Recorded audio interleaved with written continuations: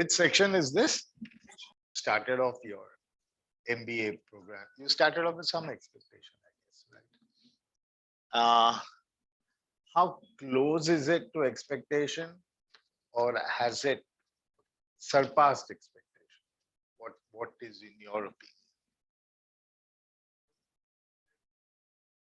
Something very different from what you expect. It's okay.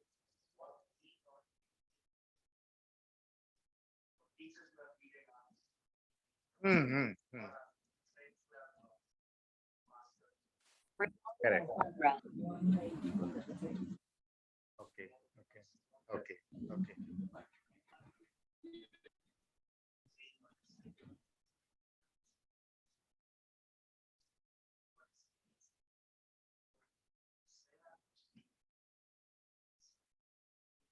You find that to be more nicer experience here?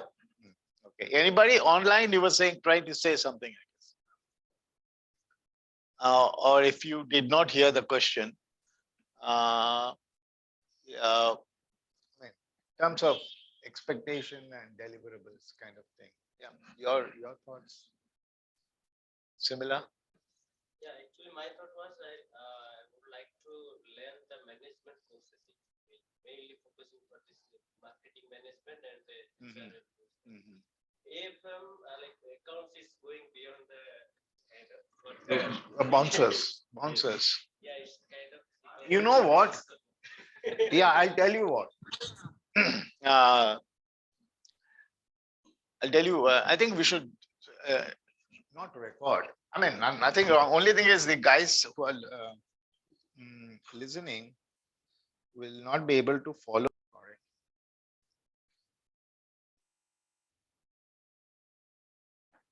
So I thought I'll spend a few minutes talking about your assignment. I really don't know which one of you belong to which section and all that, but general observation. One of the guys, you can hear me? Yes, sir. Yes, sir. Okay. So I said, what did you learn from the assignment? So one of you said the art of managing people together. And so what are your opinion? What did you learn from the assignment? Delegation. Oh my God, somebody said people delegation is not doing your work and giving it to somebody. No, like we had around 9 people. So we need to delegate all 9 people get equal work and no, they give their sheets. Okay, so now we I have know. to divide. Yeah, Sanjaya, I know you, how you look also. Yeah, okay. Yeah. Okay, good. What else? Anybody else? Teamwork. Okay, that's slightly better than delegation. No? Yeah. Teamwork. Are you and Sanjay in the same group? No, sir. I'm in 7. Briocon. Briocon. Yeah. So one Briocon called me Dr. Ramesh and all that. I was so happy. It felt very nice. And the second, there was another group which I asked you to. Your assignment was Tata or whatever, and then all of you started talking about Tata. Then I said, "Oh my God, these guys didn't understand what I was doing."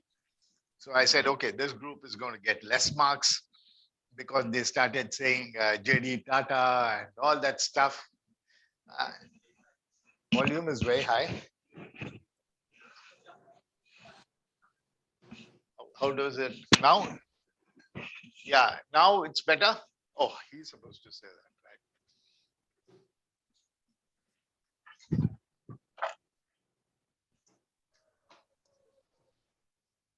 Yeah, speaker volume. Arvind, no? Where are the speakers? Hi, how's the coffee? Huh? What did you have? Coffee or tea? Coffee. Okay. I think if the speaker volume is high, they'll manage. Okay. So so I was saying Tata, and so I said one of you group is going to get less marks. Then I saw the other group also do the same mistake. Then I said, it's okay, fine. That was good. So you've not been treated badly for that. Fact sheets were very nice for some of you guys.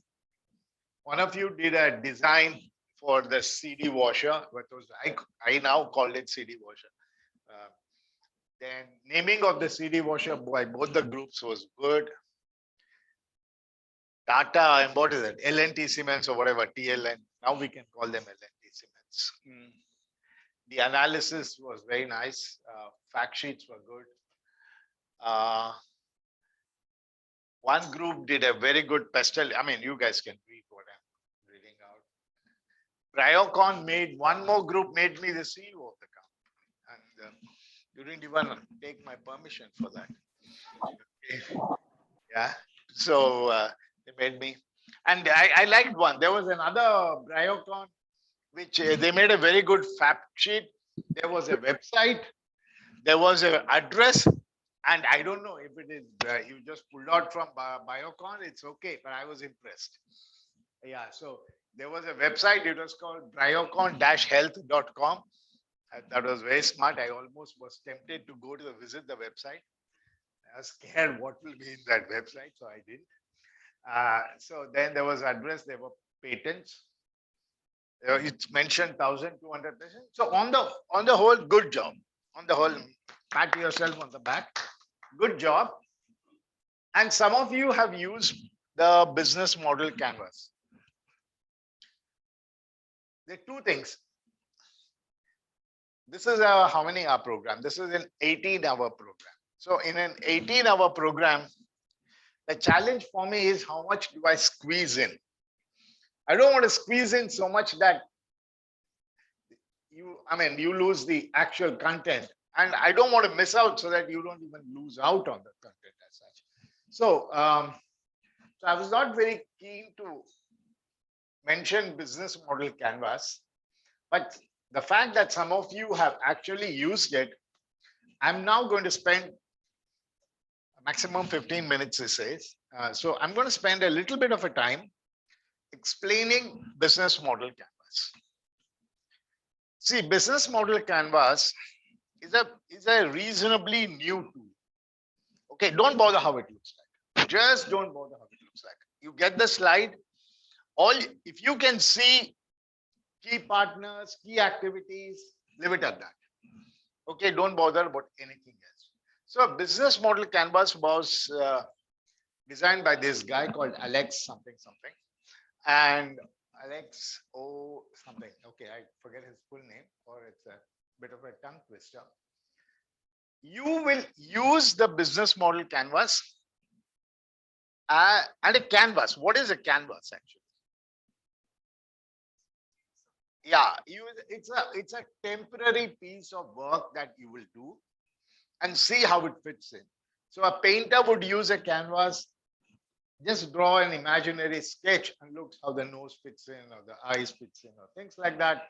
And how does it fit in with the background? And then he will transport it to a proper object. So this is more like a piece of work. And this has become very, very, very popular. This has become very, very popular. So I'll try explaining to you 10 things or 9 things which are here. Actually, there are how many? 9.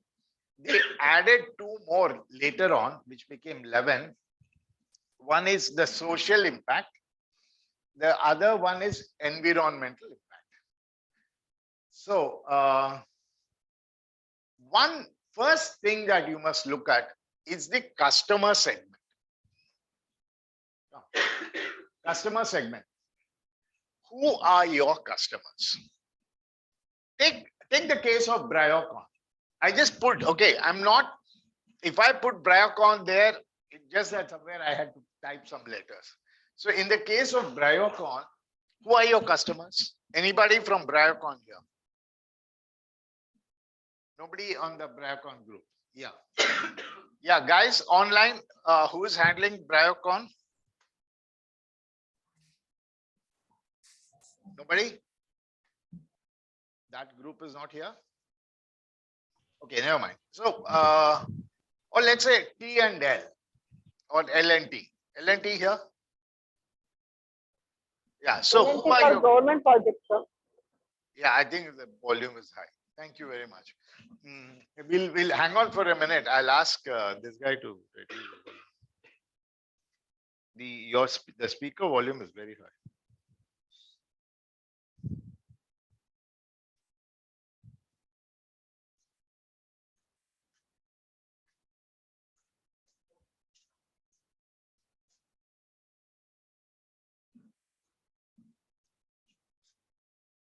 I only don't know how to change it.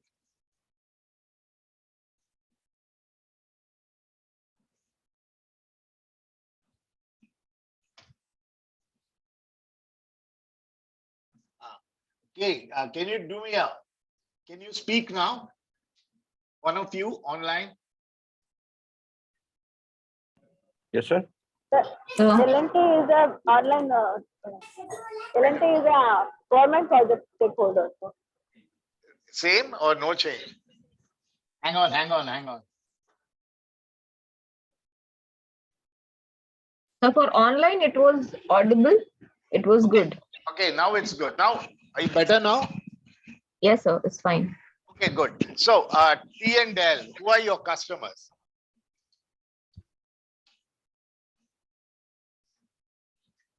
No T&L. Okay, so what is it? So basically, T&L would be your the large builders, and also some of the design engineers who want to trust what you're doing. So you need to come up with customer segment. If you don't know who are your customers, then you'll be in big trouble. Many a time, customers, there are two type of customers. For example, in Bryocon, which is that if you have you guys read others case studies? Why would you, right? Okay, so I think I should give that as an exercise for one of you guys one of these days. So Bryocon is you come up with a testing machine which can do hundreds of tests in 5 minutes. So that was a test. So there are two kind of customers. One customer is one who is actually the individual. The second customer is going to be the hospitals. So you need to know who your customer segment are. And then value proposition. Anyone working on Amazon here? No? Okay. So Amazon is, what is Amazon? Amazon is a new terminology that we created in which there is OS operating system and there is the Android operating system. We come up with a third operating system called Amazon. So what's your value proposition? So that is the way you're supposed to look at each one of these activities.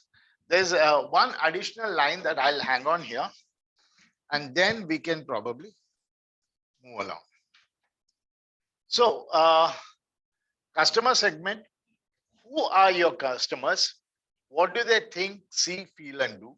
This is one thing that you need to know. Value proposition, what are you offering to your customer? And why would that customer be compelled to buy your answer? That is what it is. Then how are these things delivered to you? It's very simple. If you are today Cred or Paytm or Google, there's only one channel through which it's delivered, right? It's through a downloadable app as such. So how are these being delivered? How is the customer? You can keep reading this. So I want you guys to revisit whenever you have some time this particular series of presentation, this PPT, which will explain to you how do you use business model canvas in a slightly better way.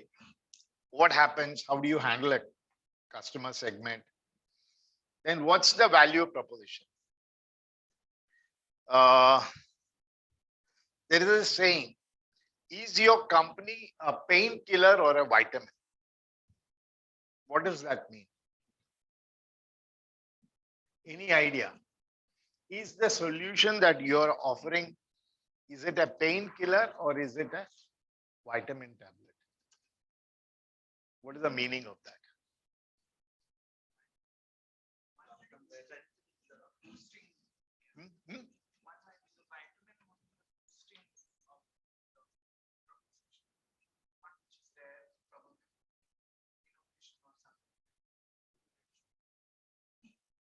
who do you think the doctor recommends you vitamins? You take them. The doctor recommends you a painkiller when you really hurt yourself. What do you take? You take a painkiller. So unless and until you are a pain reliever to any organization or to any customer, they're not going to be happy with what you're going to do. One word that's one medical or one medicine that's associated with COVID. Which one? Dolo 650. That's and where's Dolo 650? Who manufactures Dolo 650?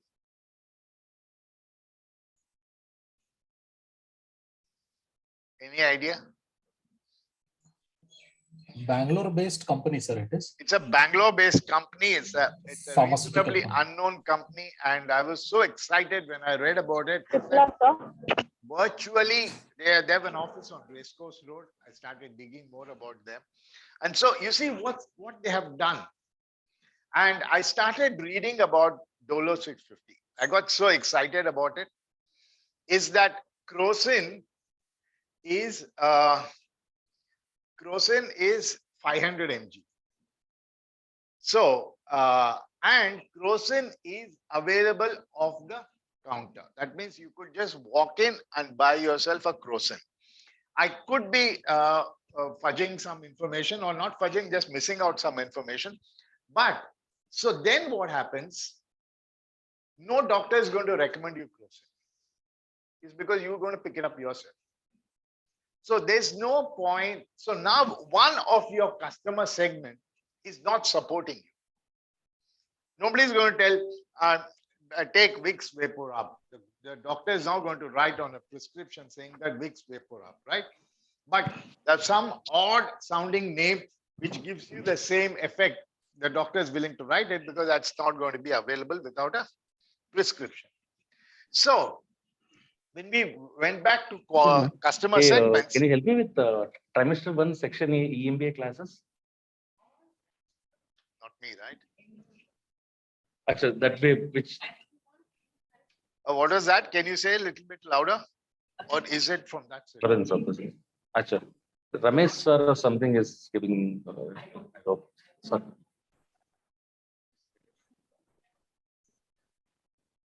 Okay. Okay. So, but I thought it said trimester 1. That way. Yeah. Thank you so much. We wait for them. Okay. Yeah. So then what Dolo did was to make it a prescription drug. Now what happens? The doctor also is recommending your tablet. So that is how it is. And eventually a pain reliever is a pain reliever, right? And then I was one of those guys who got COVID. And then after I got out of it, I was given a list of vitamins to take. And yes, I just survived. That's enough. There are no better ways to keep myself happy. So the point is, what is the value proposition that you are giving? Are you a vitamin or are you a? Sir, can you help me with trimester 1 EMBA classes section A? Yeah. Who's this? This is the one. This is running. What's his name?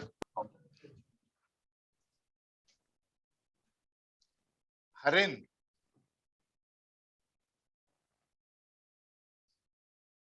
Okay, whatever happened to it. Right. Second is, how do you relate yourself to the customer? How are you approachable? Things like that. I'm not going to hang on for too much of time, but I want to, eventually you guys will come. Come in first. Come here, hang on 1 minute. You went and asked there. So this has to be obviously, right? Or no, you have not seen me? Yeah, I have seen, sir. Okay. And your name? Harin, sir. Harin, yeah, I was about to mute you. And imagine if I muted you offline. Right? Okay, come sit down. How was the assignment? Unfortunately, I was not available the last 2 weeks, 2-3 weeks.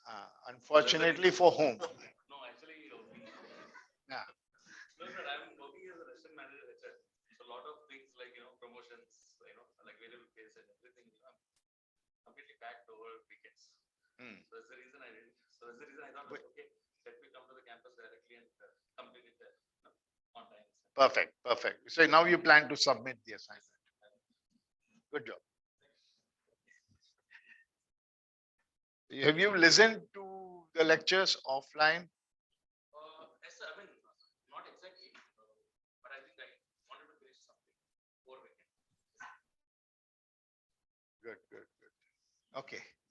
So now, for the sake of Harin, we'll skip BMC because he didn't do it. So, we'll move on further. Okay. Now, you know what happens in my class is that I am a super fan of Google Forms. So I'm going to give you one. How do I end this thing? Okay. So now I'm going to open up. I think it's here right away. So, one of you online, I want you to post this on the WhatsApp group. Yes, Post sir. this I on the will do WhatsApp that. group. Actually, Harin is here. He's definitely online also. So take I'm this. doing it. Who's this? Mansi, sir. Oh, by default. You've been very quiet, Mansi. What were you working on the assignment? We were working on that washing machine and the dishwasher. Dishwasher? Okay, good, good. Yeah. The product which we named as Dvaita. Good, good. That's why I said one of you. Where's that? Naming of the dishwasher. Mansi, you did a good job. Good. So now Thank you. continue your Yeah, I'm doing it right away. work. Okay. So this should take you. It's done. See, Mansi, you have competition. That's great. You have competition. The men are catching up. Awesome. I'm happy. Good, good. So give you 10 minutes of time to finish this. Make a attempt. Harin, it's not tough. In the meanwhile, I will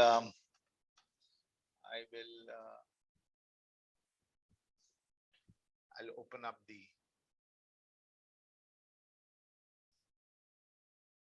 warm up to 5. No, this is not warm up to 5. All of you did that warm up to 5. Yeah. Yeah, we'll discuss that a little bit later. Warm up to 5. B2B review response. Yeah. I should be able to share. Resume, share. Share.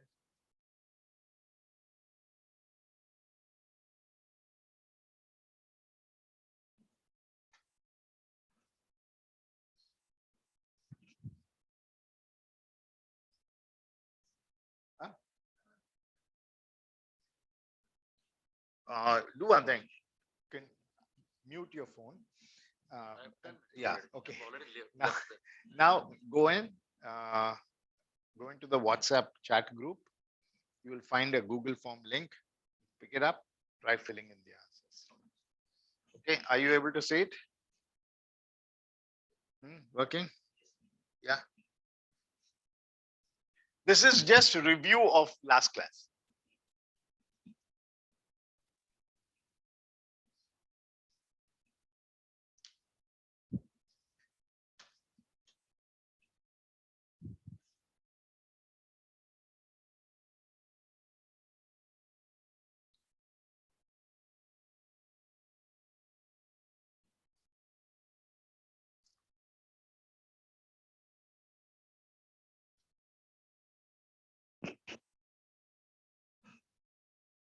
Yeah, this is the one, right? That one, which these are normally not transaction. Able to select only one. Or are you able to select only one? Okay, I think then we'll leave it out. We'll discuss that and then. I can edit it, right? Right.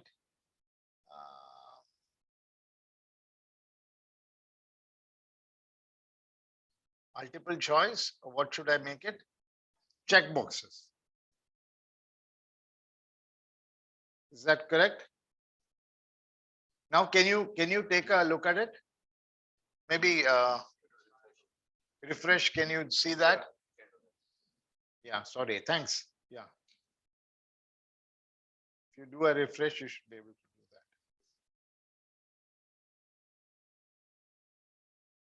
While I'm technically more keen on these three answers, but we can discuss the others. Yeah.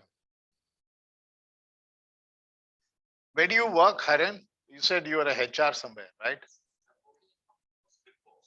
Oh, okay. Script box looks familiar. Huh? It's into mutual funds. Okay. Okay, this is exactly for you. The last three questions.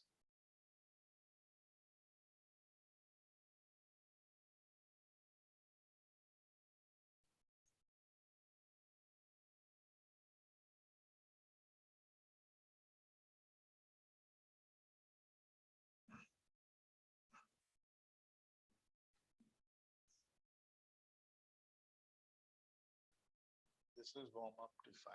I don't want this.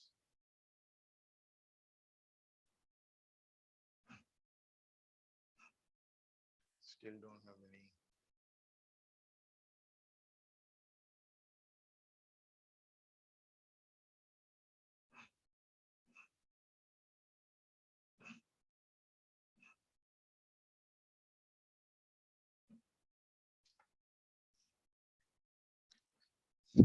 Confusing or easy? She's not able to make up what to answer.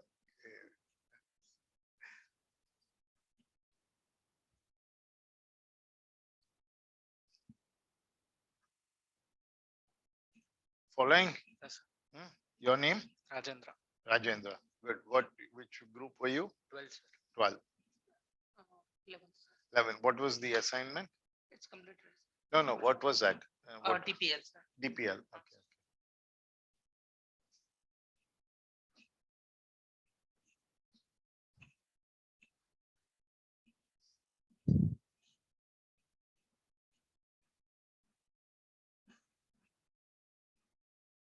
Now we're getting multiple choice.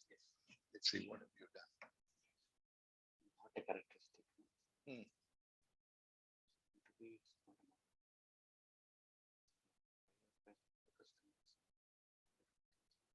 Negotiations are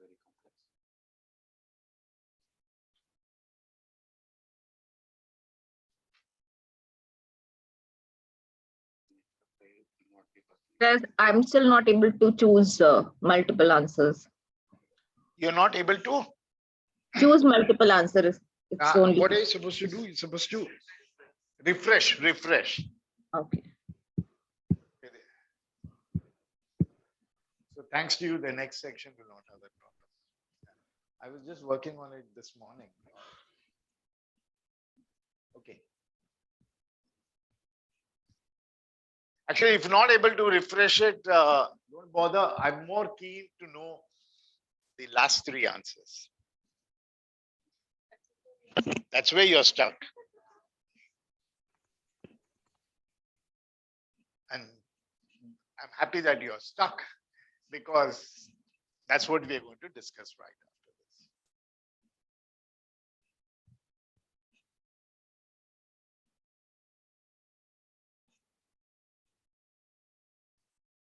Need some more time?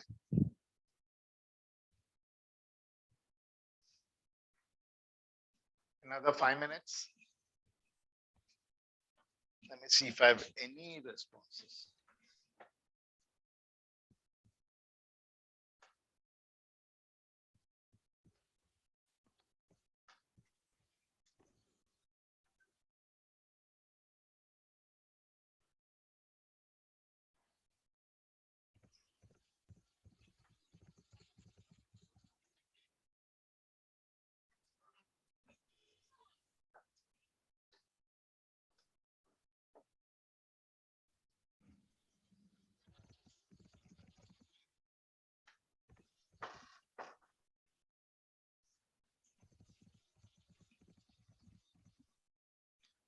Okay, another 5 minutes.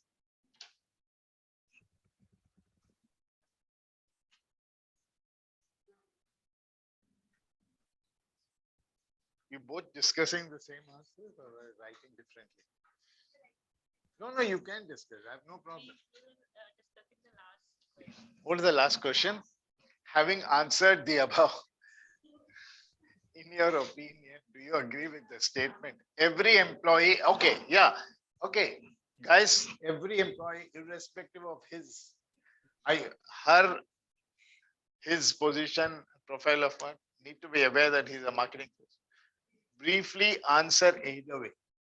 So, if you're doing law, just before there's what is called a moot court. A moot court is a proxy court which they have in the college. So just before you enter the moot court, they'll tell you whether you're for or against. So now you're going to write. You want me to trouble you? Or okay, it's okay. So you write for and you write against. I was No, don't bother. Because I said briefly answer either way. Yeah. Because this is one of my very prime questions that I actually asked you in the very first class, in the intro. Is that, are you a marketing person in your organization? So all done. Very tough faces today. The weather's bad. I thought the weather was good. Good. Mansi, are you done? Not yet, sir. I'm still struggling.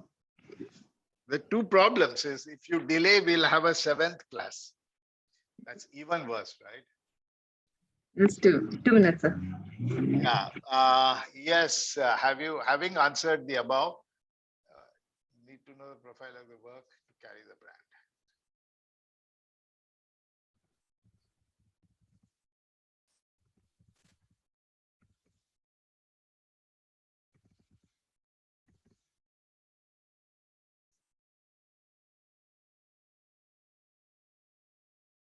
Okay. Yeah, pen down. If you're done, I'll truly be done with it. And okay, stop. You complete it later. But then do complete it. Do complete it because these are essential. So among these, I saw the guy with the orange shirt. What's your name? Manjunath. Manjunath answered some of them. I think Manjunath missed a few, I thought. So which of these are not characteristics of B2B transaction? Which one do you think? Demand is individual. Is it not a characteristic of B2B? Yes. You also mentioned that, right? Then customers are fewer. Where was the traffic jam?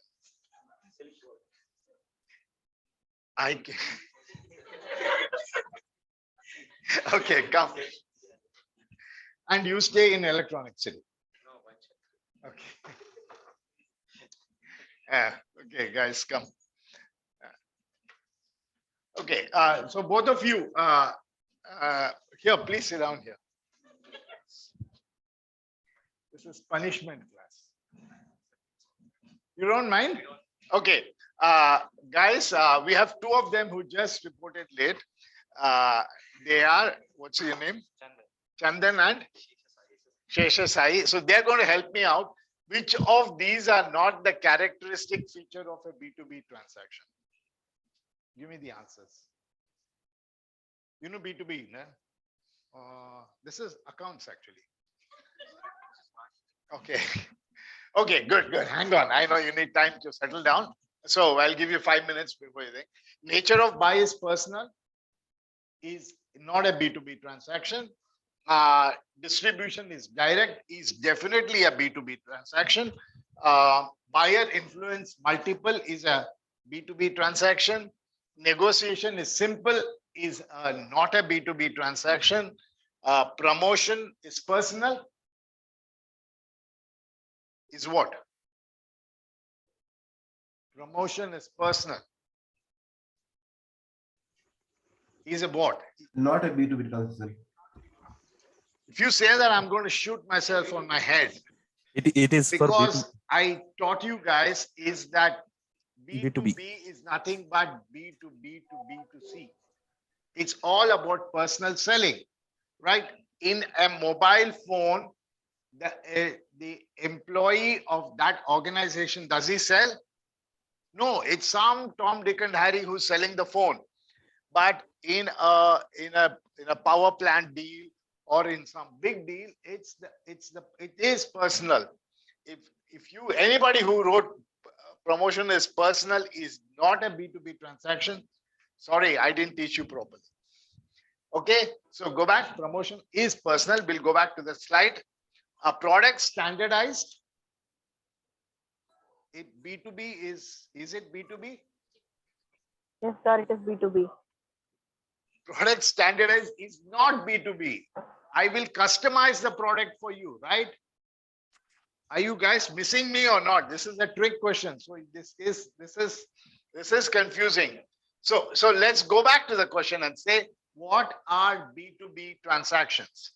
Let's now make it life easier. Okay, let's make life easier. A demand, no. Fewer customers is a B2B transaction. Distribution is direct, is a B2B transaction. I go and meet the head of Maruti company and sell him my steering wheels, which is what my company does. But I don't go and meet somebody else who buys a phone or buys a water cooler or something like that. I don't do that. The nature of buy is personal? Not at all. The nature of buy is a complex buying process. Buying influence is multiple. Yes, there are a lot of people who are going to influence the buying. That is where we are going to come in the next question. Negotiation is simple? Not at all. Negotiation is very, very complex. Right? I throw you one screen guard and the deal is done. It doesn't work like that. Promotional is personal. That is a B2B. I go talk to the buyer. I go talk to the various departments. I go talk to the CEO. I go talk to the CTO. And that is how business happens. Product is not standardized. Do you want some changes? We'll change it for you, sir. Do you want X, Y features to be removed? I can remove it. Do you want A, B features to be added up? I can add it up. Price is negotiated all the time. But in a B2C, no negotiation. There is an MRP. Anything below an MRP is going to make you very happy. Intermediaries are very few. There's nobody between you and them, right? Buying process is emotional? Not at all, right? Then fixed price for any application? That was another trick question. That means to say that if you are selling pipes, if you are selling pipes to a chemical industry, they're going to be willing to pay more for those pipes because they are a key part of their requirement. But you are selling pipes for Wipro for their gardening, they wouldn't really be able to pay more because that's a minor product. So the same product can have different pricing. Higher the price, more the customers? No. Higher the price, lesser the customers. If it's a $1 million deal, how many customers would you have? Very, very few. Okay. Right. And some more. Long-term buyers is a B2B business. Then demanding customers is a B2B business. Who cares? After I sell the phone, I can even close my shop and go. So that is what is a B2B versus B2C. Okay. In an organization, name the people who decide procurement, state their names or positions. So name the people. Now let's say, look at one example. Can one of you online answer this question for me?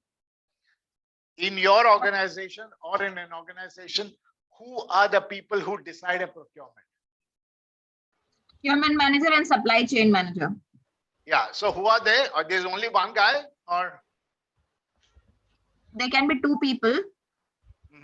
And what are their roles? So procurement manager will decide what products to buy and supply manager will take care of the logistics. Okay, and then who else is involved? Normally involved with R&D manager also, because to The select R&D which guy, make, yeah? yeah, Yeah. to select the make of product. No. Term 1.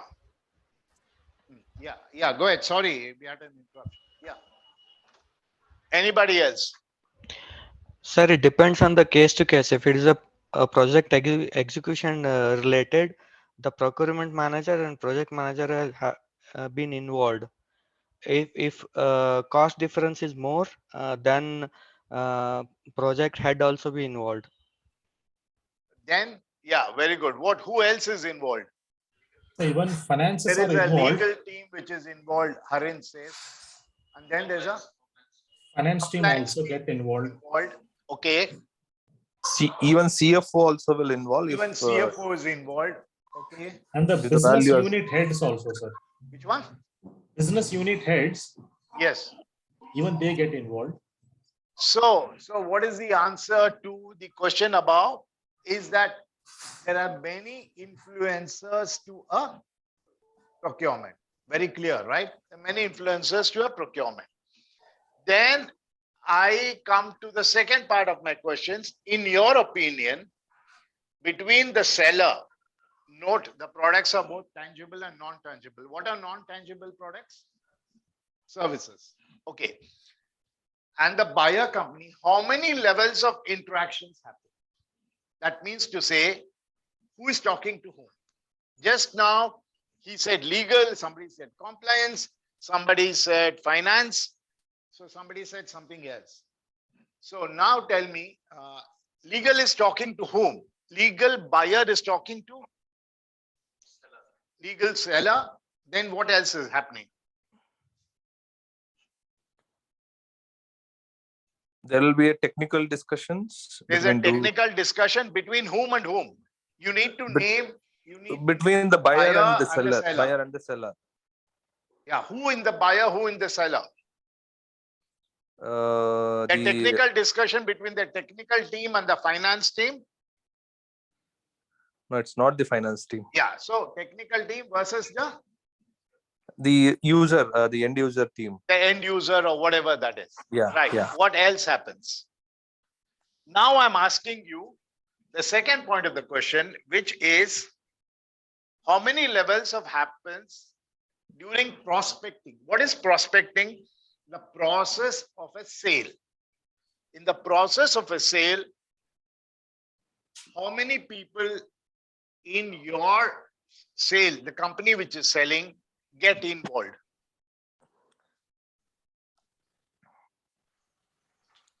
How many? Who are they? We are doing a B2B, and remember, you need to take this seriously because most of you are in the business of not selling phones and vacuum cleaners, right? So, but selling phones and vacuum cleaners is the best way to explain marketing. That's why the first 3 courses were all about nicer things, of easier things. Now we're getting into a serious number of things. So there is prospecting area. Then there is contracting area. During contracting, who is involved? Purchase. There's a legal, there's a purchase, but there are also the deliverables, right? What is it that you're going to do? What is the penalty clause? What happens if you don't do this? What happens if you default? What happens if you don't ship in time? And all that. And post-contract, who is involved? Post-contract, finance is involved. Who else? Quality. Quality is involved. Quality is involved post-contract. Before delivery. Before delivery. Post-contract right? and after before delivery. Yeah. So post-contract, what happens? The contract is done. The sale is done. Then what happens? It's the services guys get involved. Who else get involved? The purchaser, the purchase guys. Yeah. So somebody is going to raise invoices. Somebody is going to follow up on those invoices. Somebody is going to go and check. Or you are those offshore guys who've been shipped out and you're on a job in Netherlands or somebody. But you are the post-sales guys. So as you can see, which then brings up to the third question here. So having answered the above and having won the classes, in your opinion, do you agree to the statement that every employee, irrespective of his or her position or profile of work, is the marketing phase of a company? Do you agree? Yes or no? Yes. Okay, so now you say you are HR, Harin. So how are you a marketing face of your company? When it comes to the recruitment, so I'll be the first person who represent the company. So I'll be the first face whether I'm, the company. Marketing our company brand so that Right, new go ahead. employees Yeah, can continue. come and attend that. So what you are an Okay. IT, you are a IT programmer, and you've been deployed on an offshore assignment. How are you marketing your company? By performance, what happens if you do a bad job? So you don't get the next business, or they regret the whole transaction. How are you in accounts marketing your company? No, in greater detail. Huh? No, you are accounts. You are raising the invoice on your customer. That's your job. How do you, if you say that every employee of every company, irrespective of which department he's into marketing, then how does an accounts guy do the marketing? How does the account guy be the marketing phase of an organization?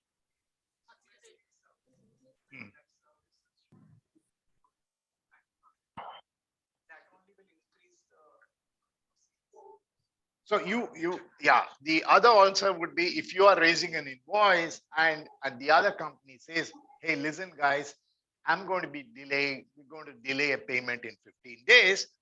You don't chase him up in the bad way. You're being a little more tolerant. And then they know that this is a good set of guys to work with. Similarly, the buyer organization is also marketing. The buyer organization is also marketing.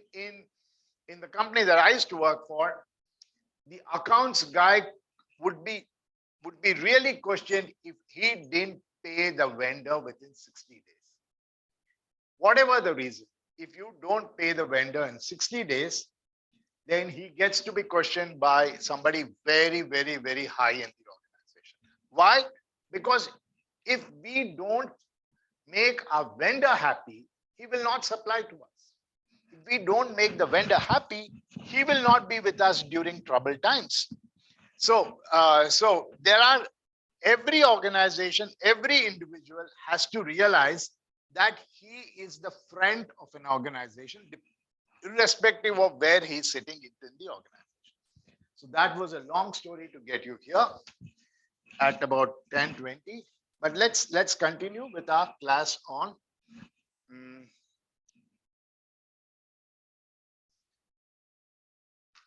B2B marketing. Okay. We had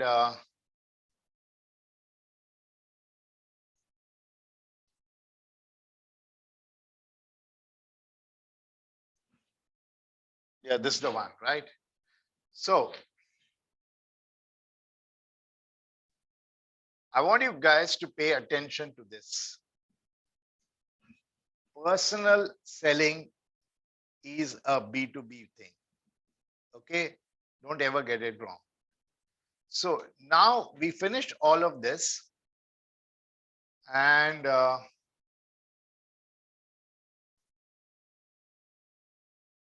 we're talking about the buying or the procurement process. This is what we are saying is the procurement process. Somebody comes up with a problem. Somebody comes up with what he's doing for. They come up with a supplier search. And finally, they end up delivering. We were discussing that over the last 10 minutes, the same thing. Now,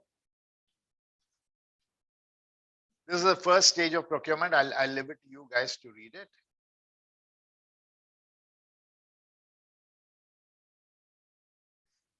This is the selling process. Similarly, how do you evaluate? And I'll not get into too much of detail, it's for you guys to. This is the key part of our today's discussion is that there is a buying center within an organization. Every organization, irrespective of how big it is or how small it is, it has a buying center. A buying center is a set of people who will be involved in any procurement, be it a coffee maker or be it a complicated nuclear power plant, whatever it is. There is going to be a set of people. Now, who are these set of people? These set of people are called as initiators, users, influencers, deciders, approvers, buyers, and gatekeepers. There are about 7 of them, and each of them have a role to play. Who is an initiator? I think we've gone, some of my slides have a timer, so I'll have to exit the power. And okay. So each of these guys have a certain role to play. What is the role to play? Who is an initiator? Any idea who's an initiator?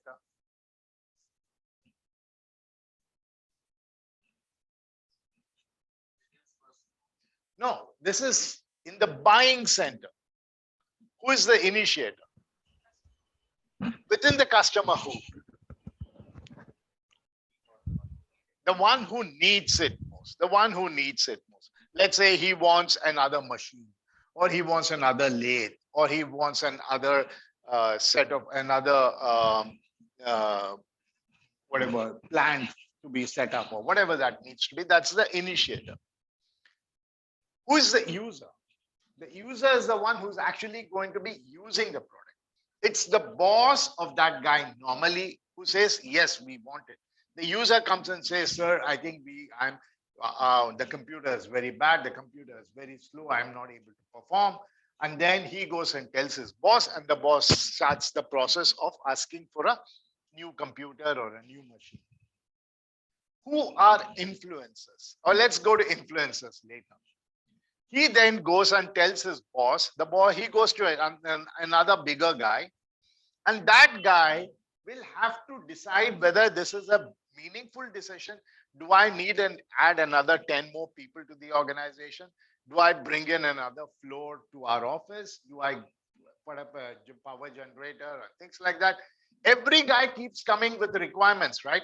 And 9 out of the 10, by the time it comes to the decider, it gets dropped off. Sorry, boss. Let's do it next year. Push your guys harder. Take a more stronger whip your employees and make them work harder, or whatever that is. Then the decider then goes to an approver.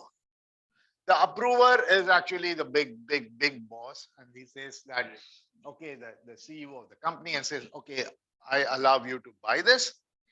The buyer could be, most likely the buyer is going to be the finance guy, because he's the guy who's actually going to write the check and give it to you.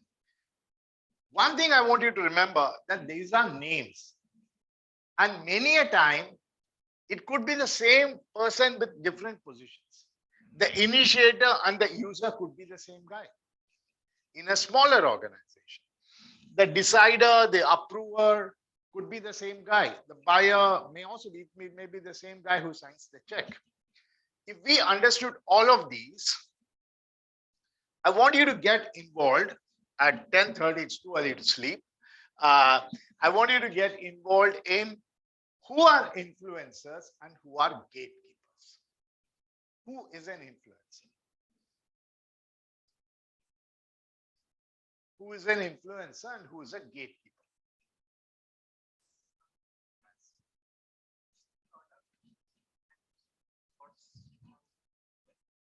Whether to purchase a product or not. So somebody who is going to give a more positive feedback on that particular product. And where was that influencer going to be? Most likely within the organization or outside the organization. Anything. He could be anywhere. He could be the one who's there. Then who's a gatekeeper? Warehousing. What's the job of a gatekeeper? to guard. Huh? No, your gatekeeper does quality check on the milk that comes into the house. No. So I'm going to get you guys, girls have been very quiet. Okay. So who's a gatekeeper? Do you have a security in your apartment? What does he do? He's a gatekeeper, right? I mean, what is his job? Opens the gate to everybody. Yeah, so Mansi, who's a gatekeeper? Sanjaya, who's a gatekeeper? What's the other name? Vikas Sharma, something. Yeah. Sanjay is talking. Yeah, guys, who's a gatekeeper? Who keeps the records of all the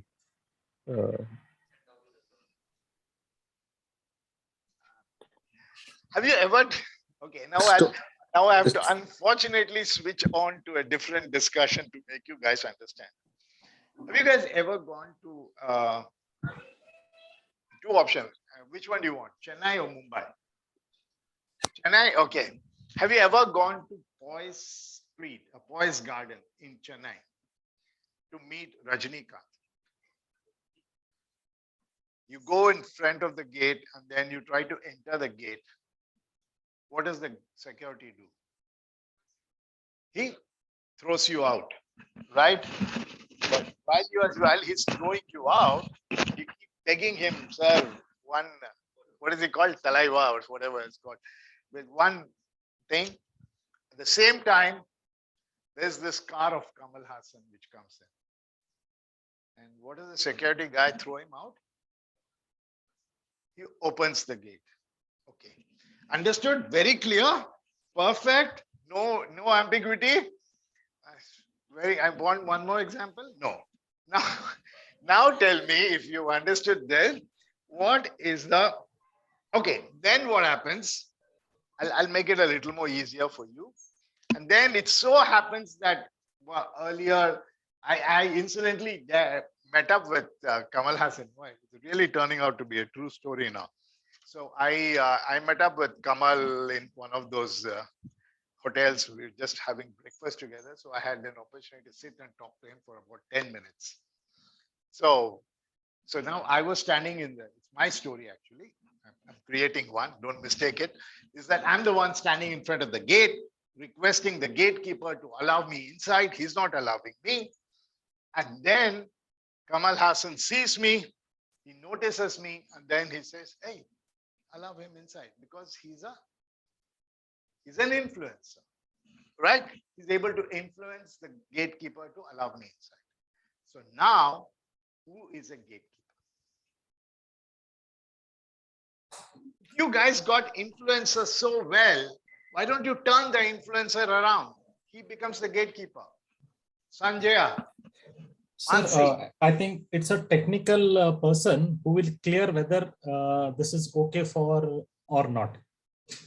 Yeah. So what, in your opinion, is the role of a gatekeeper?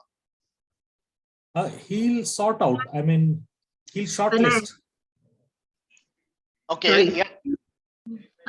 I would say finance because they are going to put the question first. Why do we need it? Why do we need this product? And unless until the finance approves, we will not have the budgets to go ahead with the product. Okay, Mansi, that is not The a quality gatekeeper. person. Yeah, Kalavati, hang on. That's not a gatekeeper. You guys are slightly warming up. That's the approver and the decider. Okay. A decider and the approver says that we can go ahead with the product. The influencer, as you rightly said, the influencer is somebody who's going to say, buy product A. I recommend product A. And you, both of you, everybody said he can be within the organization. He can be even outside the organization. So who is a gatekeeper? AMD, sir. No, a gatekeeper is the one who says, now I have to give you the answer, is the one who says, don't buy this product A. The gatekeeper is the one who is going to say, I don't think we should be buying from this company. And that happens all the time, right? That happens all the time. So the gatekeeper can be the gatekeeper can be the initiator. The gatekeeper, I want you guys to remember, get this point very clear. I'm taking a long time to get this in your mind, is because you must understand the role of the buying center in an organization. The gatekeeper, okay, let's take up a typical example. Let's say that we want to have name two generators, industrial generators. One I know is Kirloskar. The other is Cummins. The other is Cummins. So now this company wants to buy a generator because the power situation in this country is pathetic, or in Bangalore is pathetic. So we want to buy a generator. So somebody comes and says, sir, we are not able to work hard because the power keeps going. So the user says, sir, in the middle of a process, the power goes off. So I want it. So he goes and tells the boss. The boss says yes. The approver is the guy who has got the money in his hand. He says, okay, let's do it.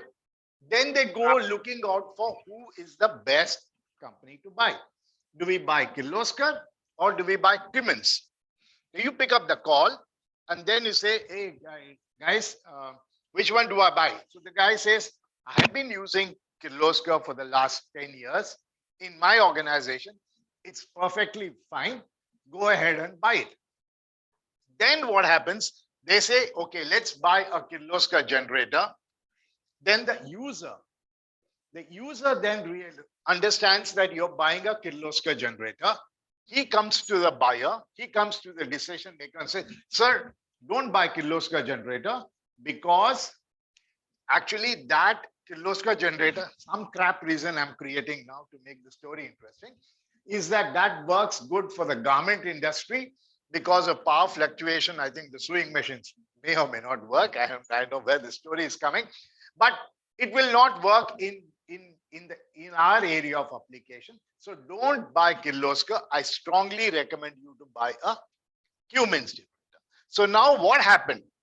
While there is an influencer from outside the organization, there is a gatekeeper within the organization who is saying that don't buy it.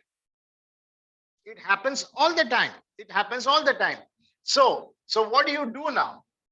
While 5 out of 6 or 5 out of 7 have agreed to buy Kirloskar generator, there is this one person who is saying that don't buy it. Now the question is, how influential is he? Is he, of course, if the big boss says, I will not buy a Kirloskar, I mean, everybody falls in place unless and until something happens. So in a typical organization, there are certain sections of people who want a particular product, who may not want a particular product. In the assignment number 2, I have given you an example of a gatekeeper. A gatekeeper could be a good guy. A gatekeeper could be a bad guy. A gatekeeper, as in that example, I think that's the example. I don't remember. Is that there was this company which was supplying. So the gatekeeper wants to ensure that nobody else, no other brand or no other competitor comes in, because this company A is taking him on a holiday to Maldives and Switzerland. So he is kept happy. So all kinds of things happen in an organization. Somebody walks in and says, hey, let's not buy this particular brand because this particular brand doesn't last long for more than 3 years or 4 years.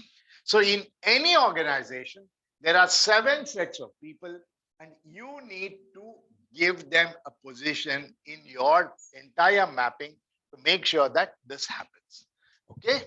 So in your assignment, your job is, I have given 7 people. I have described 7 people in a typical organization. You need to identify who is the buyer, who is the initiator, and who is your influencer. Now, whom will you trust?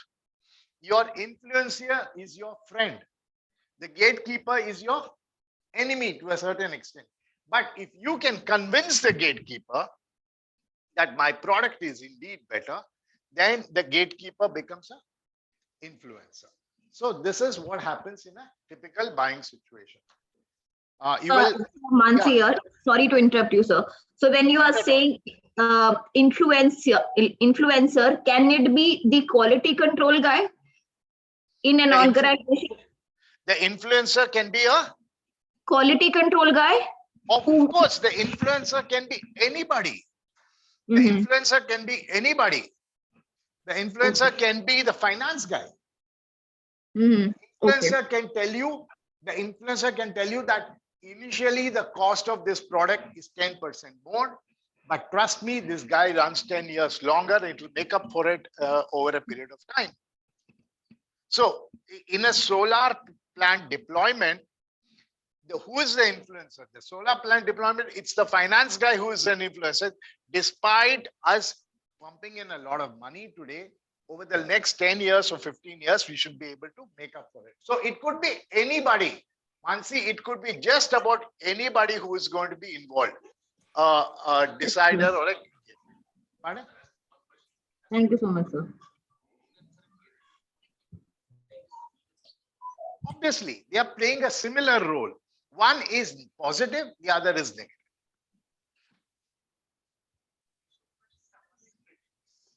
Yeah, you could call him, somebody who is not for you, and there may not be an influencer in an organization. There may not be a gatekeeper in an organization as a new type of a product comes in, right? Yeah. Sir, how do we were buying electric scooters left, right, and center. I mean, we were buying only one electric scooter that was Ather. All influencers, and Ola comes in and becomes a gatekeeper. Now I don't want to buy electric because the way they are catching fire, I never thought I never heard of electric scooters catch fire till Ola came in, right? There were no Ather having them. I had all good news about buying an electric scooter. Now we have a competitor who's actually killing the market. So that is the situation, right? So I hope you guys are getting my point. Sir, I have a question. Yes. Yeah. Sir, in a B2B business, how the salesperson knows who is influencer, who is gatekeeper, and who is a user and all? I mean, You will never know. You will never know. You will never know. That is the trick part of the sales process. That's the trickiest part of the sales process. That is why there are things like LinkedIn. LinkedIn, you cannot see. It's a very small world. It's a very, very small world. The guy who has used your product in company A will go to company B.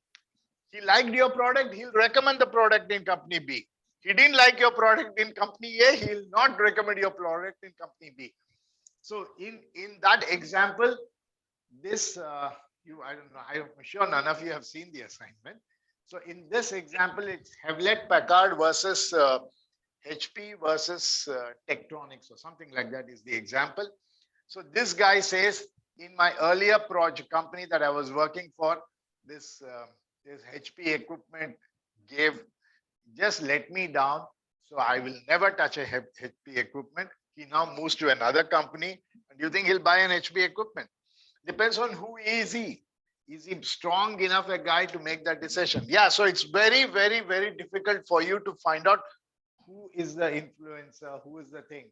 That's the trick part of the business. You don't know. That is why buying process in B2B is complex. Right? It's very, very complex. Yeah, any other question?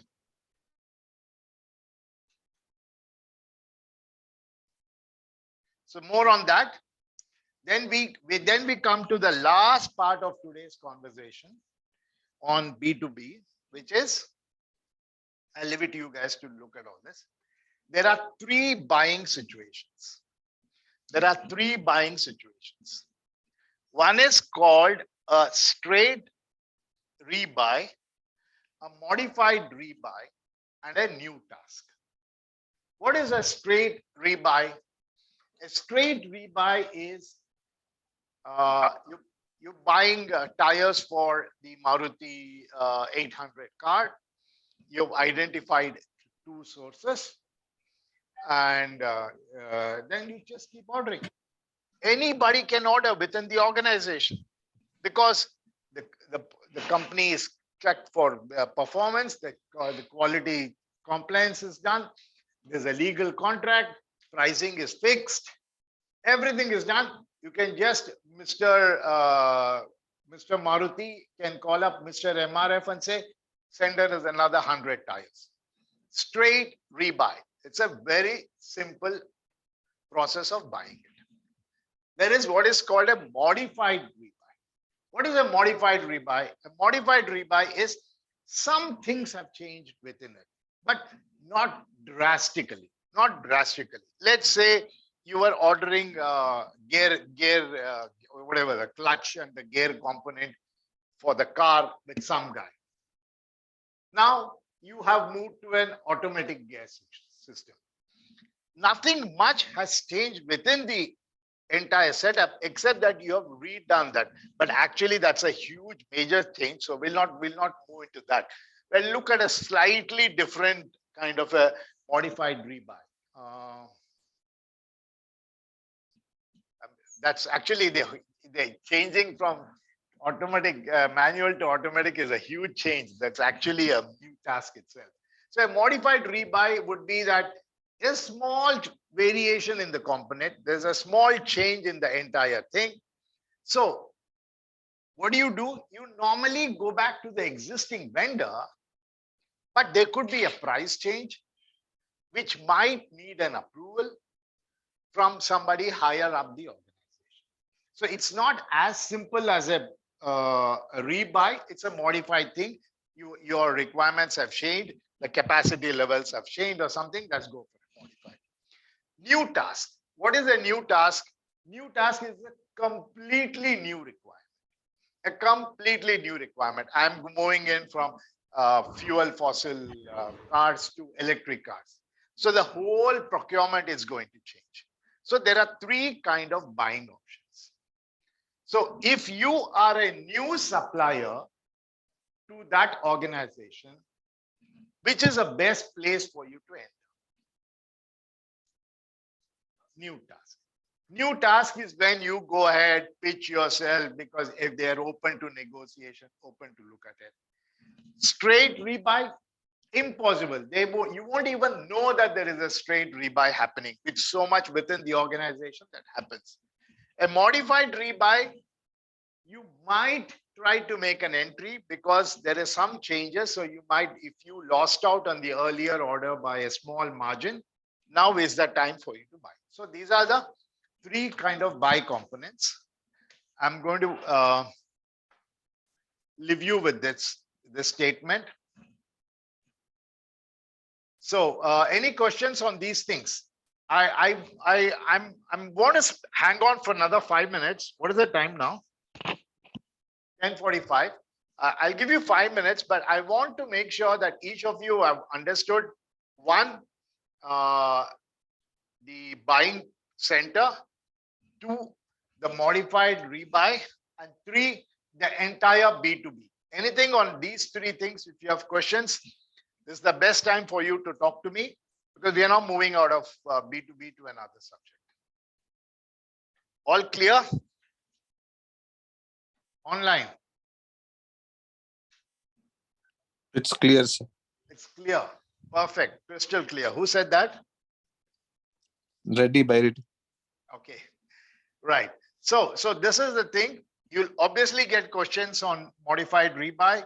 You'll obviously get questions on the buying center and a lot of other things.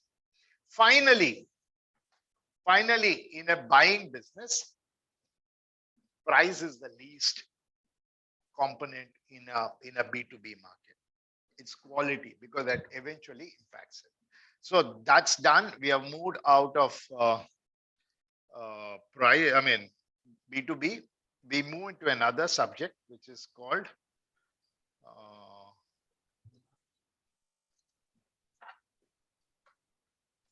give me a minute. Let me just open this. Yeah, I'll start the conversation and then we'll take a break for coffee.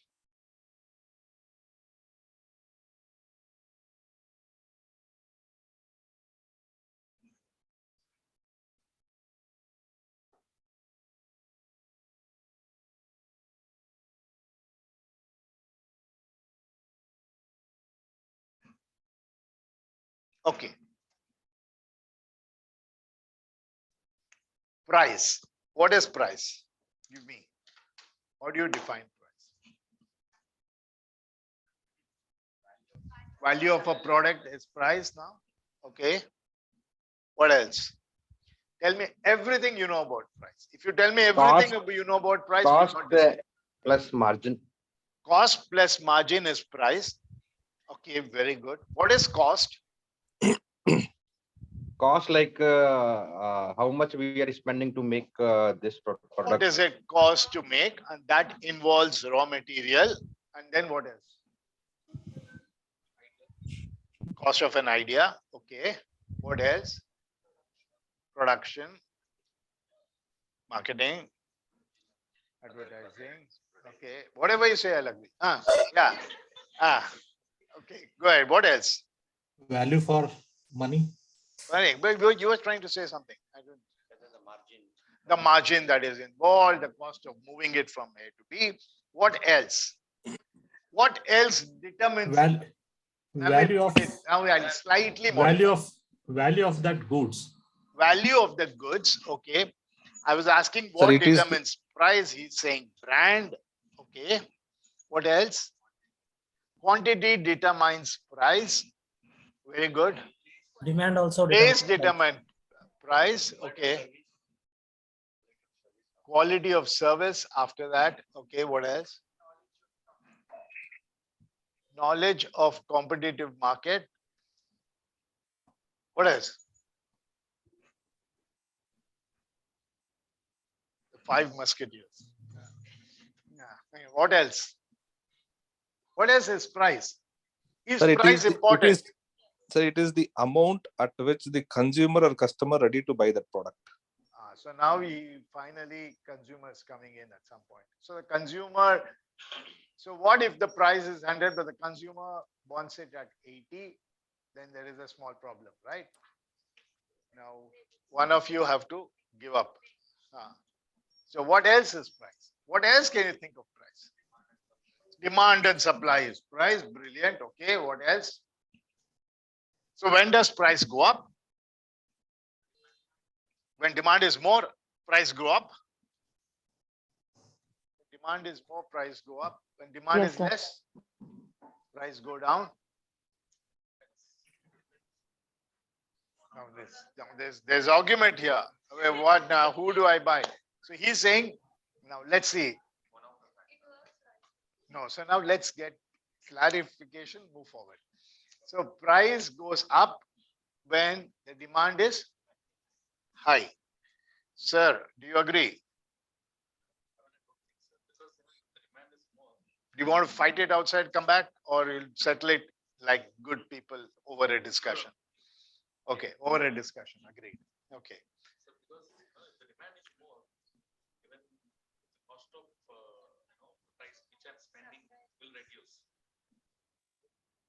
Example for your situation, example for your thing. So online guys, can you understand this discussion that's going on? We have Harin who says if the demand is high, price goes up. He's saying if the demand is low. No, he's saying when there's no.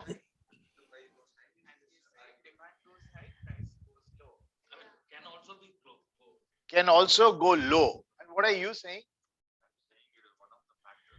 No, now don't modify your question. Okay, so how many of you, okay, let's make it very simple. How many of you believe that when the demand increases, cost goes up? Okay, when the demand is low, cost goes low. So that is the reverse of it. Now I'm saying when the demand is high, cost comes down. How many of you agree? If you agree for everything. So give me an example. So it also depends upon the supply of the particular product.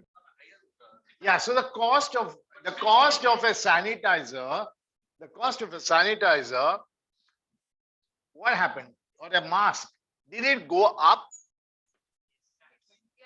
It went up when the demand was high. When the corona is high. But the, let's say um, let's say there's a fine product where the very few buyers, very few buyers, then what happens to the price?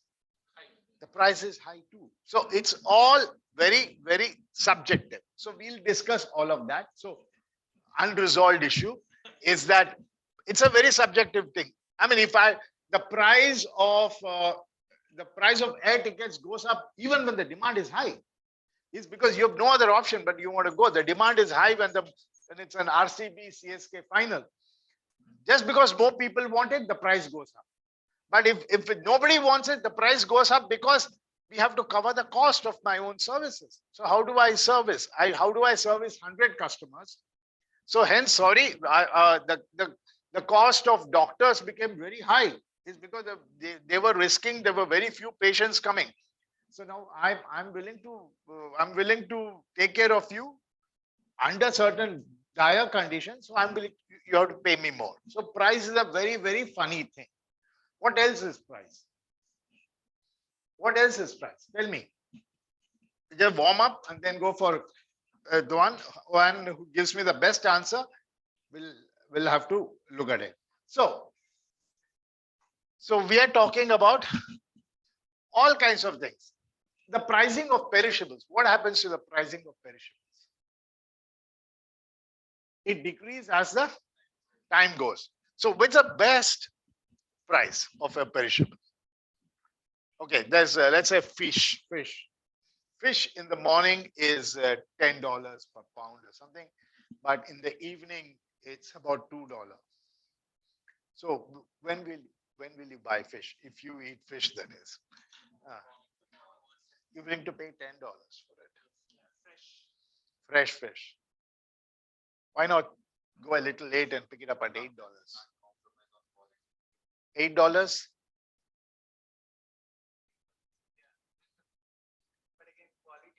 $10 is expensive. Fish is not that expensive, let's say. So $2? No, you don't want to pay for it. You don't want to pay for it. That's bad fish. So it's a very debatable thing. I think by the time I bring it, I keep it, I ask my wife to cook it, it'll anyway take a couple of hours. So rather well buy it at $8 or buy it at $7. So $10 is ultra fresh and really too very expensive. So things like that. Then the other thing is, and sometimes it's easy to know what is the price of the market. Okay, then I'm into the satellite business, so I'll come up with a satellite example. A satellite is a piece of equipment or a piece of communicating device that stays up in the sky for X number of years. So how do I price that product? So if I price the product too high, people will not come. If people don't come, then the satellite is dying in a couple of years. The life expectancy is only so much, just like the case of fish. But if I sell it cheap, I'll not be able to make money over the years to come because people will take it at that lower price. So price is a very funny part of the discussion. And why am I giving so much of importance to price? Is because in your next term, you'll talk about supply chain. In your next term, you'll talk about branding, global distribution. But rest of your curriculum doesn't have much of pricing. And it's a misnomer that if you reduce the price, you can make the sale. That's the wrong thing to have. And most of you have put 1, 2, 3, 4 in today's answer. Virtually everybody has put product as number 1 position. But I'll not get into that detail now. So let's look at 1. Price, this is all things for you guys to understand.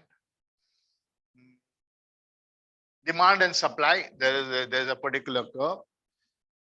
Have you been taught demand and supply curve? In college? Okay. Yes, sir. But not taught here. You have not been taught in accounting yet, or you didn't attend. Okay, okay. So then maybe we will spend some 2 minutes or so talking about it. 11 o'clock. Let's take a break. 10 minutes or 15. You know what my answer is.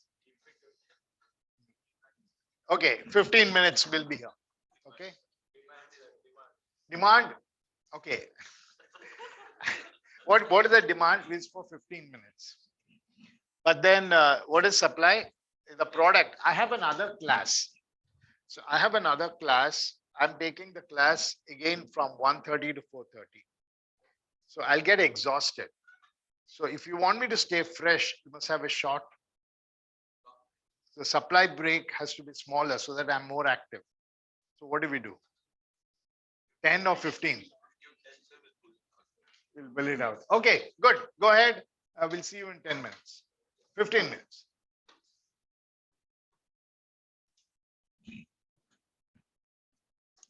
So we're going to discuss most of, rather the remaining part of our class, which is about an hour and 10 or 15 minutes, all about price. And let's see what we got on price. I do have been a while since I saw these.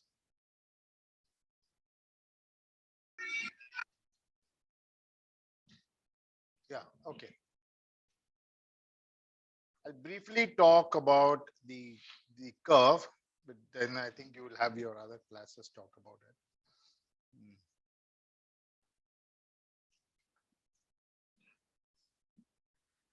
When the demand is less,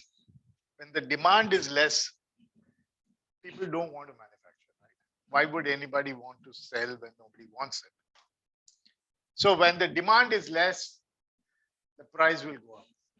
When the demand is more, everybody wants to get into the market, right? Everybody wants to be. That equilibrium, which is maintained between a supply and demand. Hi. Yeah, I didn't see you in the. Okay, okay. I was just for a moment I got surprised. I said I'm in a different class.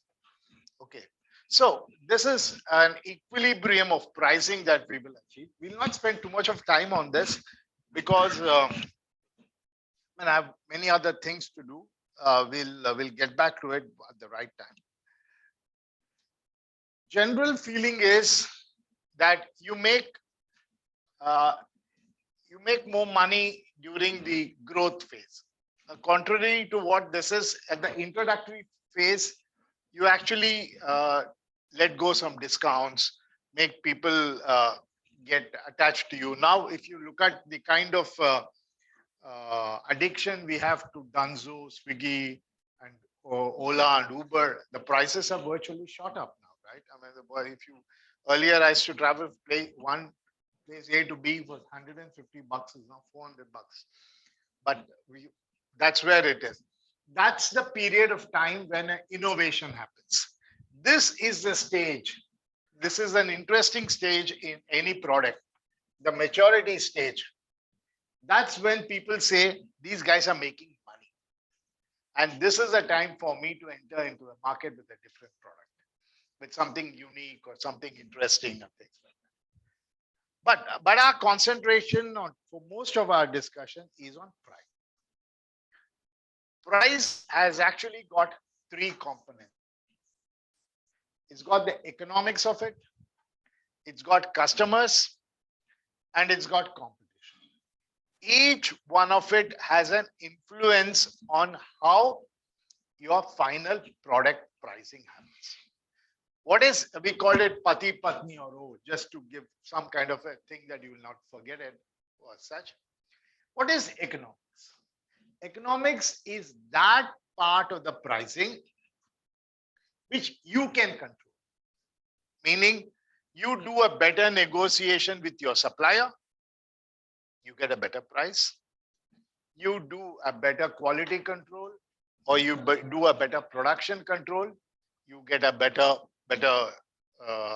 pricing or better costing control. You pay your employees less, maybe you can make more money, or you your employees work more efficiently, you make more money. So the economics part of that business is something which is under your control. That is all where you can do better. You can do better. You can negotiate better. You can have a better loan agreement. You can have a better interest rate on your thing. You can do a better supply chain management. But the world is so interconnected that there are only so many things that you can do better. Then you have customers. What is the customer looking at? The customer is actually influencing your price. By default, it's the customer who influences your price. If at the end of the day, you are not able to meet up to the customers, again, okay, I'll only close it. Meet up to the expectation of the customer, then you will not be able to price your product correctly.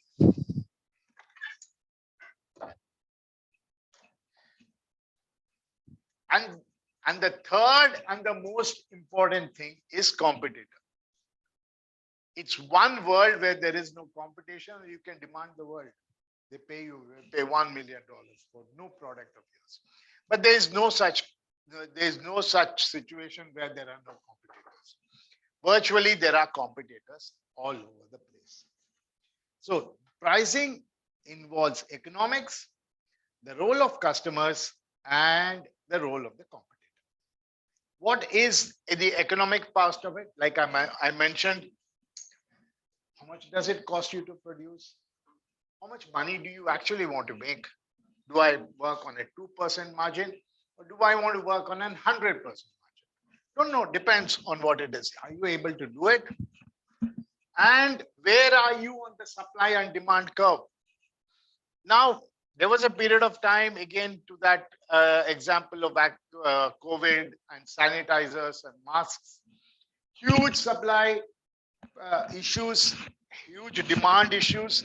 So you were willing to pay through your nose for a sanitizer or for a mask.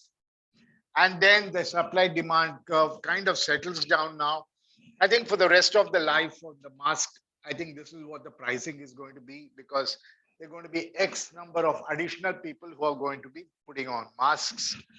And so that then there is incentive to be in that business or not to be in that business.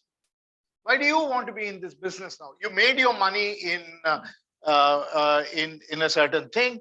Maybe it's time for you to get out of that business, be in another business, or this is the best time for you to get into that business. So that is what is the economic part of it. All of these are things under your control. You control it.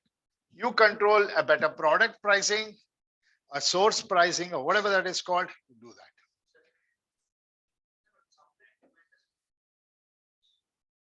No, I'm not saying that supply and demand, of course, supply and demand comes under economics.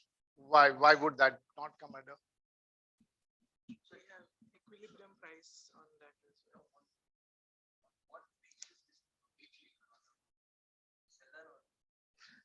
No.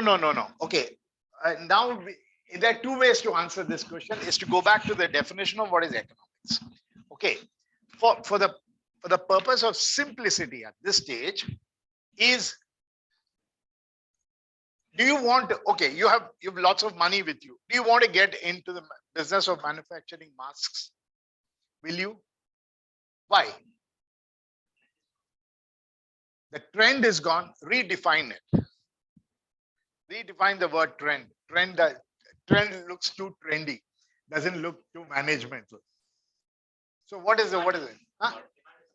The demand has. So demand is less. It no longer. But don't you wish you were in the business of manufacturing masks 2 years back? So what happens is every product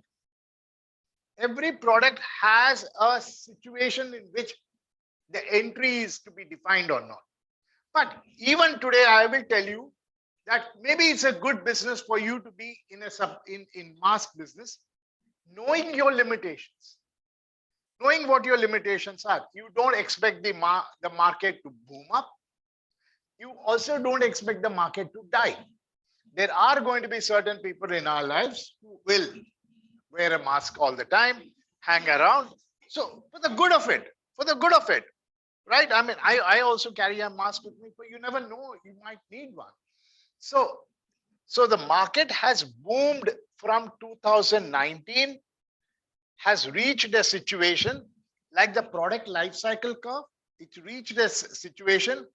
It's not going to die for some time to come unless until there is a better technology which comes and says, hey, mister, don't wear a mask, wear the X instead of mask. But otherwise, it might be a secondary business for you to be entering in. I trust that one of the companies which is making masks is a company called Ramraj.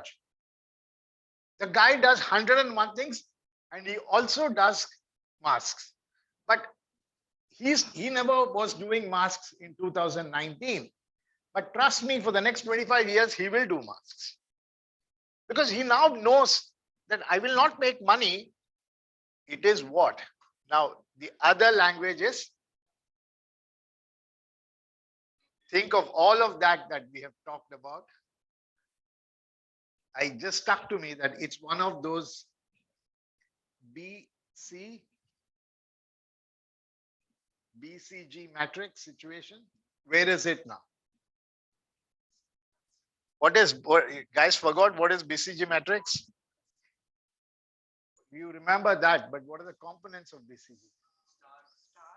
So it was a star. It's now. It's a cash cow now. You don't do anything now. There's a certain amount of money there, and you will buy those products which are there. So that is what it is. So let's not get too much. Right? When do you enter a business? Why is Rakesh Junjunwala entering a business of airline? He's starting an airline called Akasha or something like that, right? So why is every airline is a bleeding business? But he still believes that I will enter a bleeding business because I will do something very unique. And the moment he's not entering the business because next year 10 times people will fly, but he still believes there's a supply demand where I have a small niche position for me to enter. I hope I've been able to help you with that. If that is the situation, what is the customer? What is the customer saying? The customer is saying, if it's value, I'll buy. If it's not valuable for me, I'll not buy. This is a beautiful painting that I have done. I've taken 10 years to paint it. Pay me 10,000 rupees. Why would I? I mean, it doesn't mean anything to me. Why would I buy it? But if I want a cylinder of oxygen in the middle of the second wave, I'm willing to pay a kidney and a liver to pick that up, right? So that is what is the value of it. Then willingness to pay. One is value, and I'm okay. I agree that this is a value, but am I willing to pay for it? That's the second point of discussion that we will do in the class. Then, which customer segment are we? I'll also get in there. Then we'll also talk about what is the purchase decision process. So we are talking about what happens. And one point that we didn't discuss, and probably it will come in the next line here, is competitor. In this world, there is competition, right? There's all the time.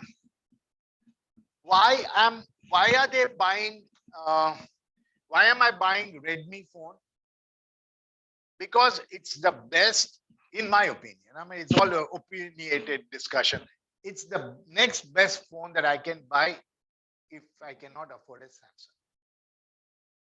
So people are not buying Redmi because they love Redmi, but because they cannot afford a Samsung. One point of view. I mean, we can always debate about it. So what am I? I am the next best alternative. Or will the customer take the next best? So now Samsung is worried. That people are buying Redmi phones because they consider this as the next best alternative to the Samsung A50 or whatever that product is. Now, the Samsung Redmi phone is not as good as the A50, but it's got a pricing as perfect as my mind. So I am going towards the Redmi phone. Now, what should Samsung do? Yeah, so they will not reduce the price. They'll bring up with an A40 or something like that, which then addresses that part of the problem. And that's that. Okay. There's a lot on. What happens to me is if we get involved, I have so much to cover up. And there's actually a very interesting case of why Samsung allows competitors to exist. Not just Samsung example, or Dell for the example, or Amazon for example. Everybody wants competitors to exist. Because in the case of, let's say, Samsung, there is Carbon, and then there is Redmi, and there is a Yumi, or whatever those are. They will allow the competition to exist. Why do they make the competitor exist? Because the competitor will open up new markets. The competitor will open up, convert smart, what is that, feature phone customers to smartphone customers. But Samsung, through one single blow, can kill all of them. How? They can reduce their margin by 15%. What happened? Somebody's coming in.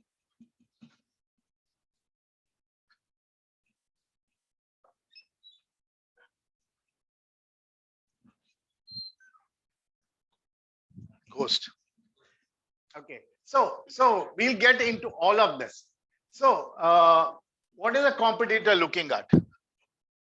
The next best alternative. Okay, now what is the market price? What is the market demand?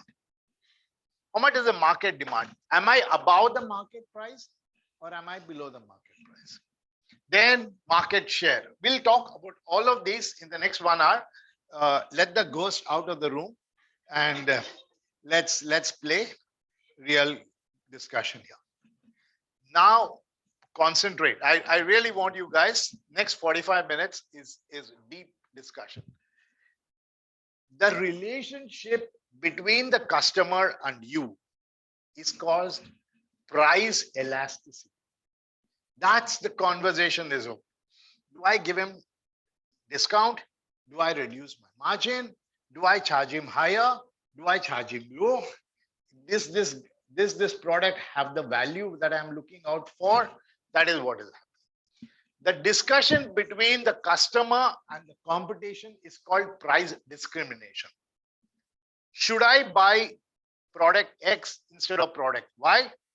Why should I buy that product? Because it has better features, or it has better price, or what is that is happening all the time? And that big fight between you and your competitor is called game theory. We are playing games all the time. I'm trying to beat you, you're trying to beat me. So we will discuss some of this in today's class and then go on to the next cycle. We'll move forward. Look at this particular table of discussion. If you can concentrate here, there is an involvement in the x-axis. There is visibility on the y-axis. Very clear. Involvement in the x-axis. Guys online, are you following me? Yes, sir. Yes, sir. Okay, good. So now let's take a simple example of a morning breakfast. What is the morning breakfast? Let's say all of you are not cooking at home and you're eating out. And every day, day in and day out, are you eating out? How much involved are you in deciding where to go? Hardly involved. Only thing is, the one nearest to my house, I'll go and buy. What if somebody catches you eating in that SLV restaurant? Do you feel bad about it? I wouldn't really care. So involvement is low. Visibility is also very low. So now what happens in the case? Where is price coming? Every day you make up your mind that my breakfast is going to be under 75 rupees. That's it. So one day it's 60, one day it's 45, one day it's 70. You You keep eating it. No, nothing happens to your mind. One fine day, the price becomes 85. Then you wonder what's happened. Till that, what do you call that? Margin of consideration was 75, you were least bothered. But once that margin goes above, you start wondering what's happening. But if, let's say, your friend calls you and says, why don't you come to another place, which is about 3 kilometers from there, where you can get food at 55 rupees instead of 65 rupees, you will not go there, because as long as it is below the threshold that you have set up, you're really not bothered. So that is one situation where your involvement is low, your visibility is also very low. Now comes to the second situation. You decide to take your family out to a restaurant where you have less amount of involvement, but there's a high amount of visibility. You will be noticed that you are there. There, what happens in a typical situation? You go to a restaurant, you notice that you were not too involved in the process of making a decision. You get carried away by the brand.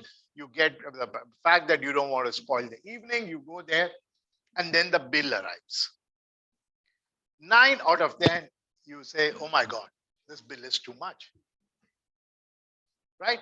But you were involved in the visibility process of it because you want to be seen. If your colleague saw you, I mean, you'll take selfies there. If your colleague saw you, you'd be more than happy that he noticed you there and things like that. That is one kind of thing. I'm building up a situation, we'll bring in the price data. Washing machine or a mattress, whatever that example is. What happens? The involvement is very high. You will do all kind of research to find out what this washing machine is going to be. But you're not going to, the people who come to your house, you're not going to call them, say, come, please look at my washing machine or my mattress. It's not going to be there. But your involvement is very, very deep. Does it do this function? Does it do that? And all that stuff. But you're least bothered about the visibility. Finally, you reach a decision like buying a car, where your involvement is huge and the visibility is huge. And we have in the apartment where we are, there are limited car parking per individual house. But unfortunately, the guy who buys the new car wants to park the car outside because he wants to show people that I bought it. We have trees, and the guy who bought the car had the branch fell on the car. That's a different story for another day. Had he parked that car inside and kept the old car outside, he would have had less blood pressure, but that's not the point. So here, involvement is high and visibility is also high. If you've understood all these 4 scenarios, let's look at the role of pricing. Let's look at the role of pricing.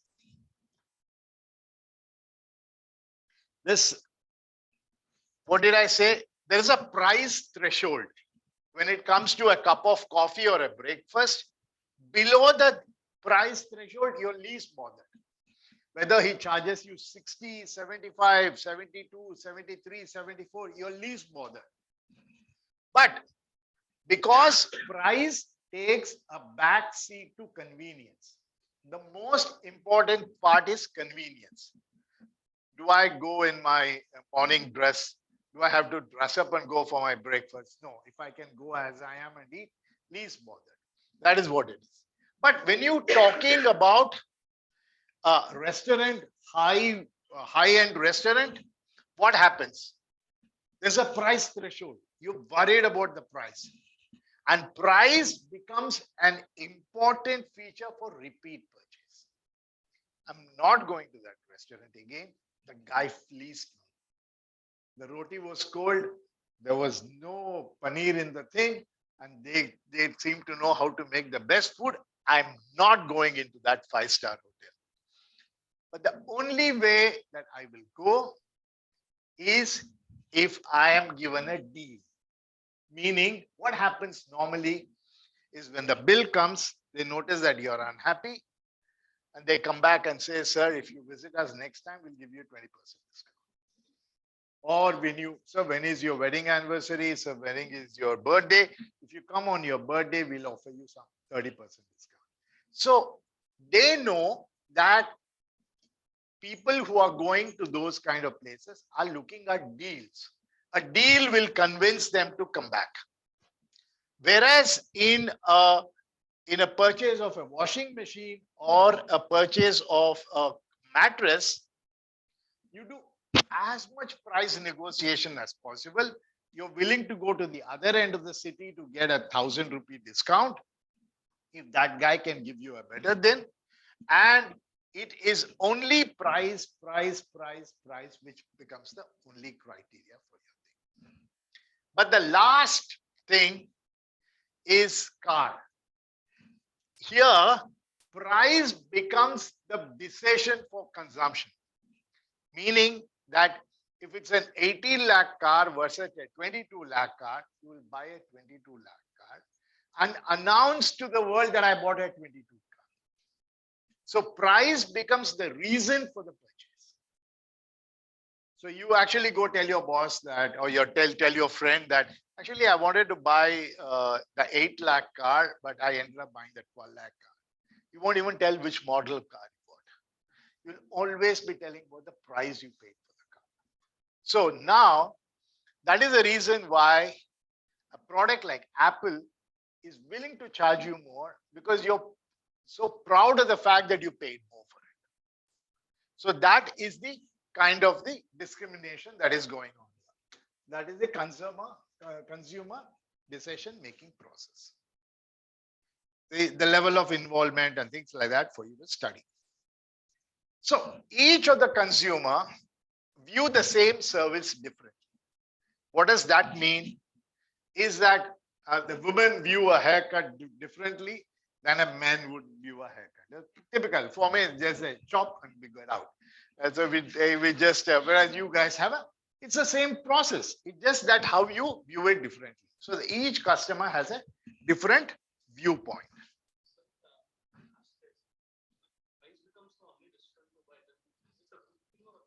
Which one? Here? No, this one.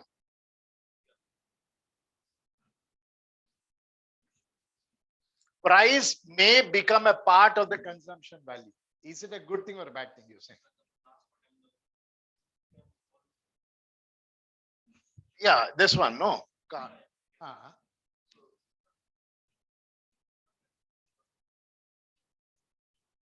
It's actually, it's a situational thing.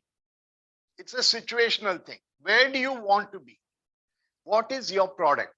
So it depends on what happens. Okay, I mean, let me get into a little more detail into this part of the discussion. What I'm saying is, I am proud of the fact that I paid 15 lakh rupees for the car. And I am proud of the fact that my breakfast is under 60 rupees. I am proud of the fact that I was able to get a repeat deal or a coupon from Taj to go again. And I'm so happy to tell you that my washing machine, the same model number, is 3,000 rupees less than yours because I bought it in a place in Kamanhali. Simple as that.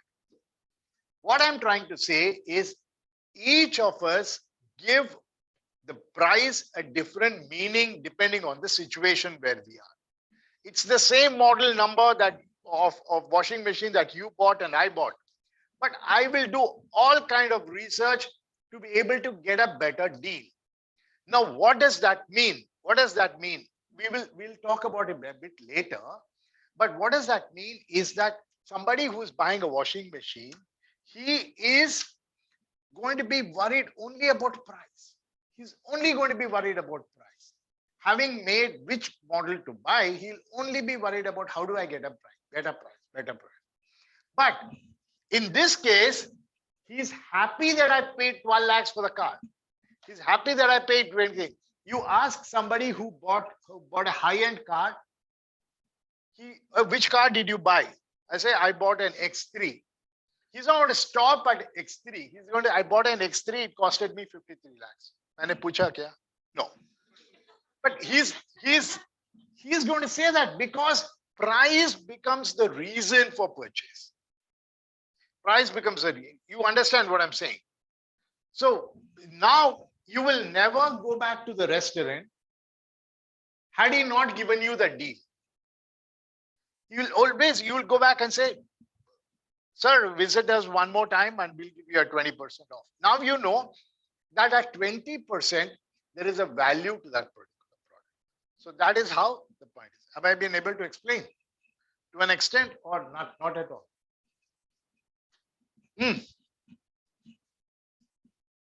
Okay, good. So now I guess all of you understand this part of the thing. Now here is where the thing is. I asked you a question in today's warm-up, is that are you willing to tell how much budget do you have when you walk in to buy a product? And most of you said, yes, I will not tell. I'll keep it secret to myself. And some of you said, I will, but I'll tell it 10% below or 20%. Okay. So now this is a very important feature on any pricing discussion. It's called the willingness to pay. What is willingness to pay? Let's say this person wants to buy a computer. Say he wants to buy a computer, walks into a showroom and looks at a computer and says, oh, this computer costs 75,000. No, I'm not buying it. But yes, ma'am, why are you not buying it? Oh, it's not fitting into my budget. But nobody is going to tell what is my budget, because that's something that's so private of the person. So now look at the problem with the manufacturer or the computer seller. He knows 75 is high, but he has no idea how much should I price it so that the sale happens. Should I price it at 60? Should I price it at 40 so that the purchaser buys? So what he does, he actually prices it, let's say, at 45,000. Now, a week later, he walks into the showroom and he notices that this product is 45,000 rupees because nobody was buying it at 75,000 rupees. So at 45,000 rupees, this person is happy to buy it because she had a mental resolve that it is going to be 50,000. Now look at the situation. 75, no buy. 45, a definite buy. She happily buys the product and walks away. Now, who is the loser? Who's the loser? The dealer or the computer guy. Why is he the loser? But did he know that she was willing to pay 50,000? So what happens in such a situation is that the willingness to pay amount is never disclosed and you make a deal. That is when you start testing on whether I can reach that cutoff point. It is called money on the table. He's paid you, or let's say money on the pocket, depends on where you want it. Like I carried 50,000, I paid 45. I was actually willing to give all 50,000 rupees to you, and I'm carrying up with a laptop plus 5,000. Now that's a bad deal for the seller. So that is when you start wondering whether there is still money in the pocket of my customer. So what do you do next? What happens typically in such a situation? What do you do next? Offer? Like what? If it's a computer? Exactly. So you say, can you want to go for an extended warranty? Do you want to go into some kind of a maybe there's a bag which costs you 5,000 rupees, a lovely bag which a logo embossed. So what you're trying to do is make sure that there is no money left on the table. And most of us have no idea how much is the customer willing to pay. So that is what happens in a in a typical situation. There is, of course, a different situation where 75,000 rupees is an acceptable price for a computer. But that we are talking about a different segment of people. We are not, we don't get mixed up. There are Apple users who will pay 75, but we are talking about the Dell users who are in the 60, 75 bracket whom we are trying to look at. The 75 guy has got another kind of a problem. The 75 guy is like the car guy. He's going to go and say, okay, 75, okay, और 10 देगा मुझे Apple mouse दो. Then और 10 देगा मुझे Apple watch दो. So that belongs to a different category of a buyer. So are you guys clear on willingness to pay online? Yes, sir. Okay. We are with you. Yes, sir. This is willingness to pay. You should be able to get some idea about it. Margins and markup, I just left it for you to read. We can think about it a bit later. Now let's look at another point of discussion. There's price versus quality or quantity. So how do you want to price your product here? Do you want to price it at $2? Then you can sell 1,000 numbers. Do you want to price it at $10 and sell 100? Where do you want to price it? 2 and 1,000. And no dispute. All agreed. So we'll skip this subject. No. No. Okay. But it's somebody came up with 5 and 300. Okay. Why? This. Okay. Now go back, refresh your mind, and come back with a new answer. Is this data enough for you to give me an answer? Why? What data is missing? Market segment and consumer like cost to manufacture, the cost of the product is missing, right? So why were you not answering? Okay. So now you see the cost to manufacture. The cost to manufacture remains $1 all the time. At $1, if you sell 100, you will make a profit of 90. But if you sell, somebody said 5 and 300, so you will actually end up making 1,200. But if you sell 2 and 1,000, you actually make only 1,000. So as you see, there is what is called the sweet spot in any pricing versus quantity positioning. The sweet spot is that you'll be more than happy to sell 300 numbers and not beyond it, because that becomes the most profitable part in the quantity versus this curve. Okay. Understood, all of you? You will get obviously questions on this because there's no other price in the rest of your classes schedule. Then, what is it? Did I miss anything? Price discrimination. What is price discrimination? The best example of price discrimination is that has a different pricing and you're willing to accept that pricing difference. Example?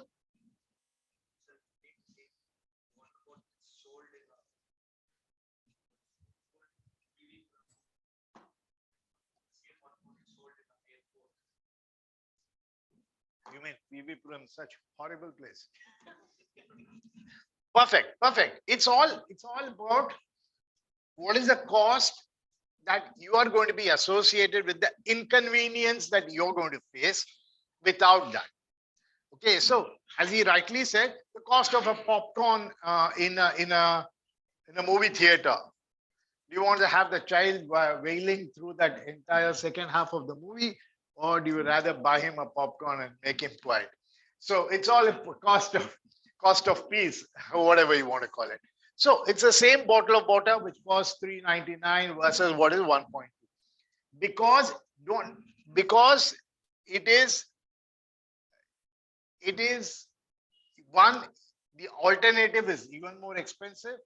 Second is you appreciate the fact that there are additional costs involved in setting up a booth in the airport and things like that. Okay. Brand. No, brand is wrong. Yeah, the place, that is all about the place as such. Okay.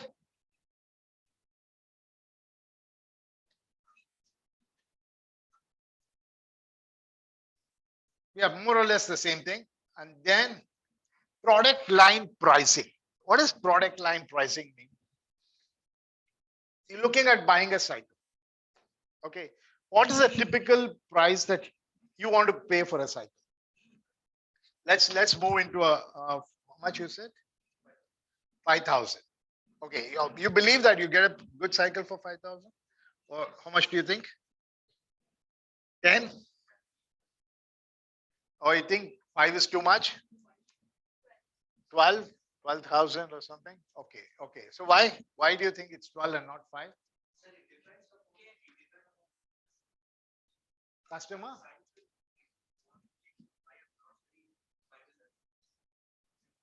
Cycle to buy a grocery. Okay. So why would what at 12,000 rupees? What would you buy? Actually, fitness 500 rupees cycle is best. Okay, good. So the product line pricing is a different game altogether. Pay attention to the fact that what is product line. So somebody has, the point is, if I told you that I have this cycle for 3,000 rupees, there's only one model left. There's only one model that we manufacture, and that's 3,000 rupees. You're not going to be buying it because you want to compare it with something else. You want to compare it and, oh, this is what I get for 3,000. This is what I get for 2. This is what I will get at 12. So a product line pricing is meant to more or less address every customer's need. There could be a very minor change between the products. There could be just another sticker, or there could be a better seating, but the base product would still be the same. And all the time it is around the 5,000, let's say. It's all around the 5,000. If you ask them and you believe that the cycle should cost 1,250 and you ask them for a series 2000 cycle, they may not be even producing it. It just to tempt you to walk into the showroom so that you get convinced, and then you walk in and then you end up buying a 5,000. A 5,000 rupee is, again, you compare it with an 8,500 product and then you say, wow, I think I'm getting a better deal. So that is what is known as product line pricing. Make sense? Then we get into what is, okay. What's the difference between these two pictures?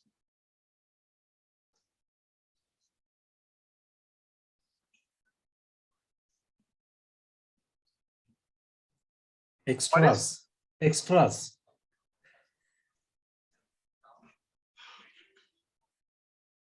Medimex is, yeah, of course, it's buy 3, get 1.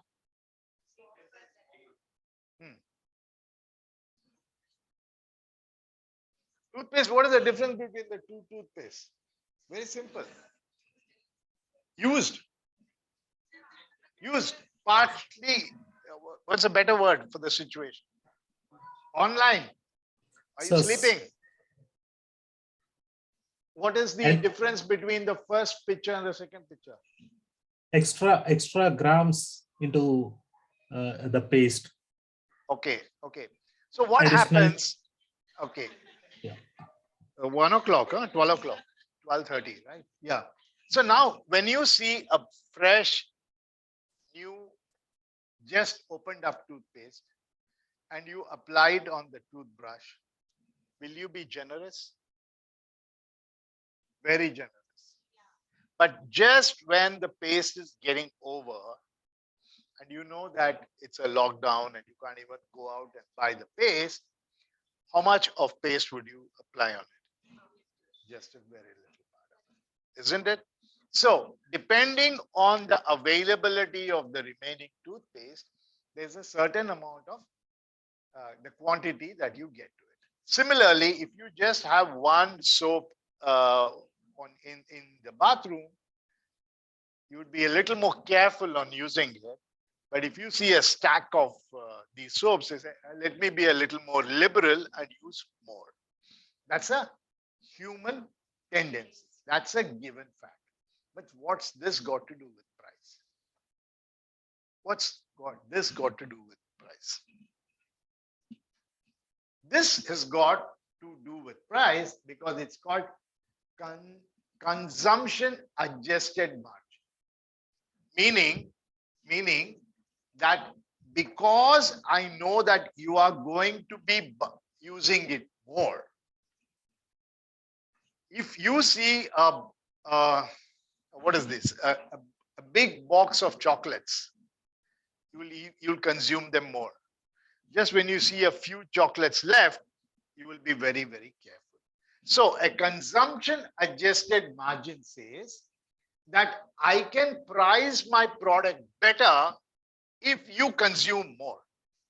So once they tell you buy 3, get 1 free, assuming that you consume 1 soap per month, if you buy 1 soap every month, how much would you have consumed over a 12-month period?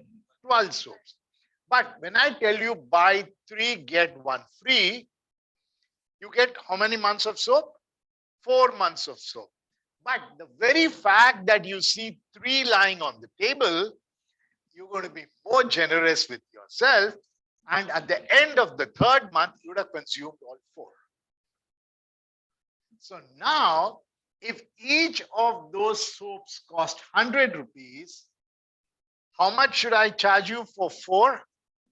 400 rupees? No, but I'll give you 300 rupees because at the end, or I'll not charge you 300, I'll charge you 350 rupees because at the end of the 3rd month, you've consumed all 4 and you will come back to me and buy, and I'm actually the more smarter guy.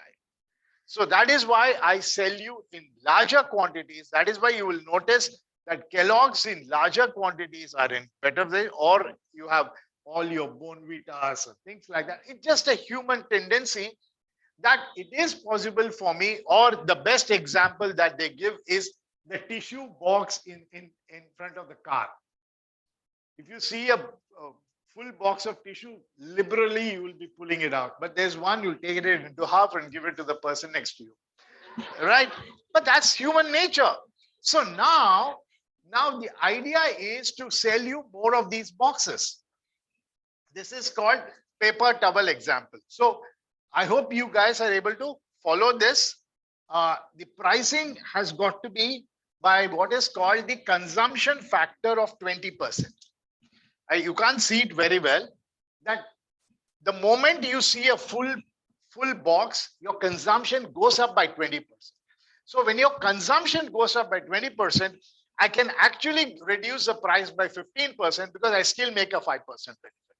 So that is what is known as the consumption adjusted margin, right? Then finally, we get down to the last 5 or 7 times of pricing that we have.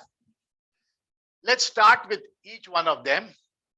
What is predatory pricing? We want to make it bigger.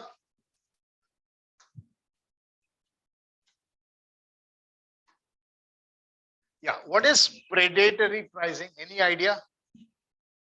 You know who is a predator? One who attacks. I mean, if you watch those Animal Planet, you might know. Yeah.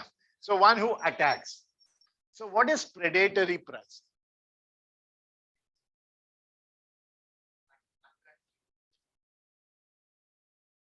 Predator is definitely not an attractive animal. Anybody online? It's to kill the competition.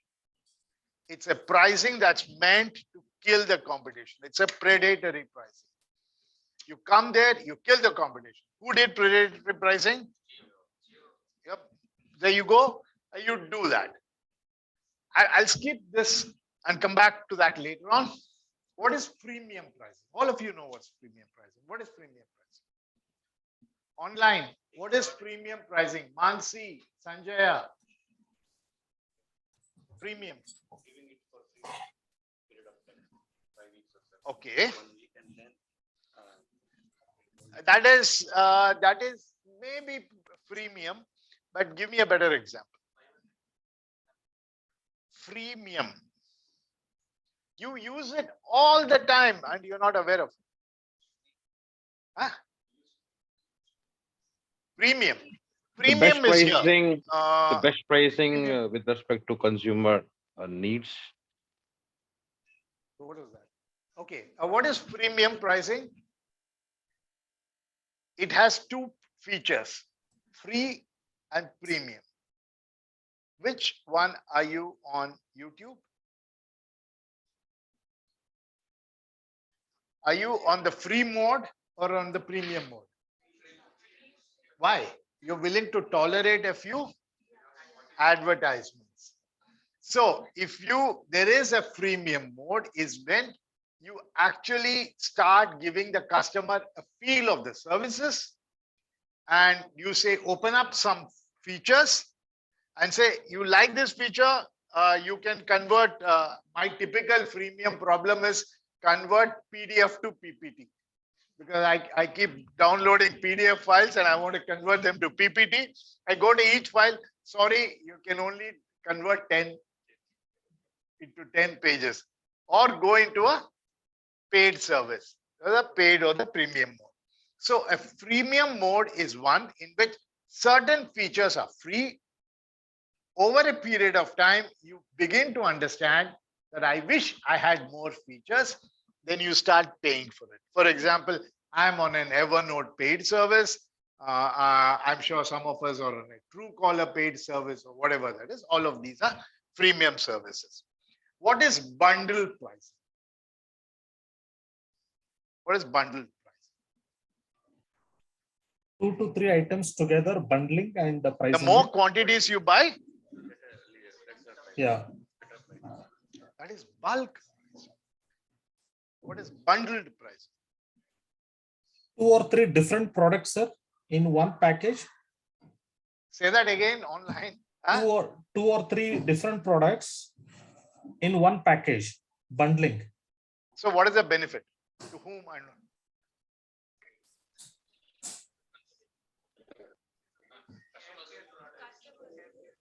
No, oh yeah, let's get him answer. Who's that answering? Sir, Sanjay this side. Sanjay. Okay, so Yeah. you saying that 3 or 4 products joined together to give you to come with one single price. Yes. So what is the benefit to the supplier and what is the benefit to the buyer? Buyer will he'll get a price benefit and he can get different products in one buy, in one purchase, what I meant to say. And the seller? And seller also can, he promotes different products than one. I mean, he's exposing more of products to the buyer. Okay, fair enough. Yeah. Fair enough. Good. Let me give you another example. A bundle pricing is a typical B2B example. Let's say there's a company which wants to outsource its IT services. What do? They come up with a requirement. We want to manage our 100-seater computer center. We want to outsource the IT services and we are looking for quotations. Now, I have influencers in that company and I really know about that company. And I noticed that the company is not only looking for IT resources to be outsourced, it's also looking at its accounting resources to be outsourced. And they also want to do their HR resources. So 3 of them, IT, HR, and accounting, they want to outsource it.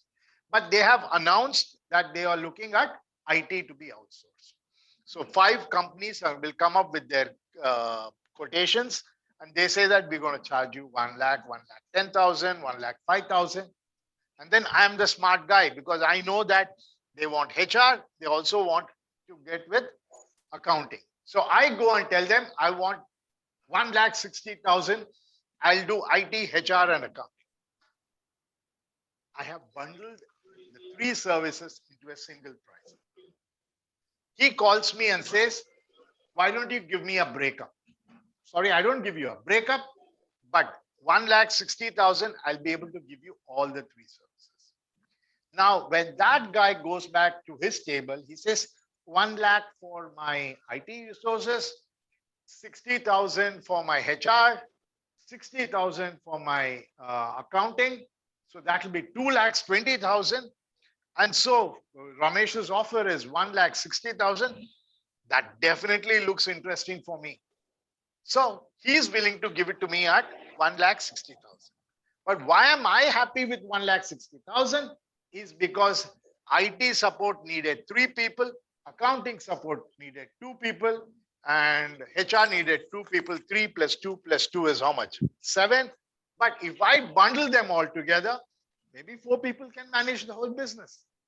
So now, by bundling it, my customer is happy. By bundling it, I'm not disclosing individual prices. I'm able to kill that competitor who quoted 1 lakh for IT, 60,000 for HR, and 60,000 for accounting. I have one pricing, and I'm even more profitable because I'm getting 1,60,000. I'm just deploying 4 people because my man resource management becomes effective. So that is what is bundle pricing. What is psychological pricing? We just discussed psychological pricing, but what is psychological pricing?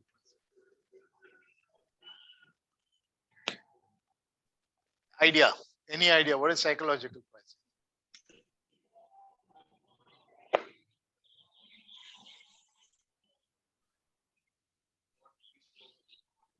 Like that 9 rupees. Play with psychology. No, that is price discrimination. No. The typical example that people give you is 399. Makes you believe that it is less than 400, but that is non-managemental pricing. Psychological pricing is typically a pricing where you have you walk into let's say you walk into Polar Bear, where the ice cream shop, or I always give Starbucks. I said, let me give some other example. So you have a small scoop, a medium scoop, and a large scoop. Okay, a small scoop. What is the problem? The scoop is too small, and the large scoop, the price is too high, or the small scoop also the price is too high. So what they do is they position the actual sellable product, which is they only have medium scoop, they in such a way that by comparing the 2 extremes, the small and the large, you're convinced that I have made a brilliant decision of buying a medium scoop. So psychologically, these 2 prices are set. Typically, you walk into any Starbucks and you ask for their large, they may not even have a large. They are all psychological pricing to convince you that you made the smartest decision to buy the price skimming. You girls know that very well. Price skimming. Bargaining. So now what is price skimming from the seller point? Bargaining from the buyer point. They want to address that cost 5,000. They'll begin by saying 500, get shouted at, and then finally, So the seller point is this. From seller point is how do we go back?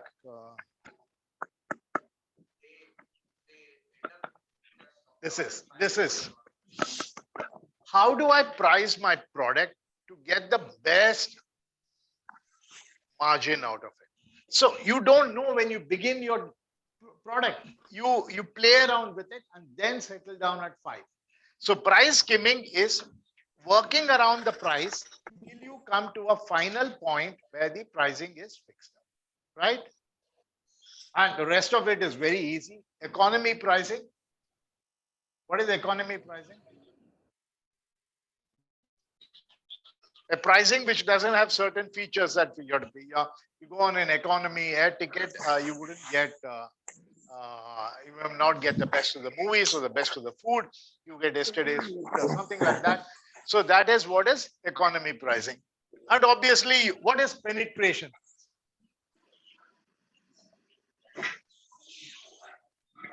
Be careful, don't give me a predatory pricing example. What is a penetrative pricing?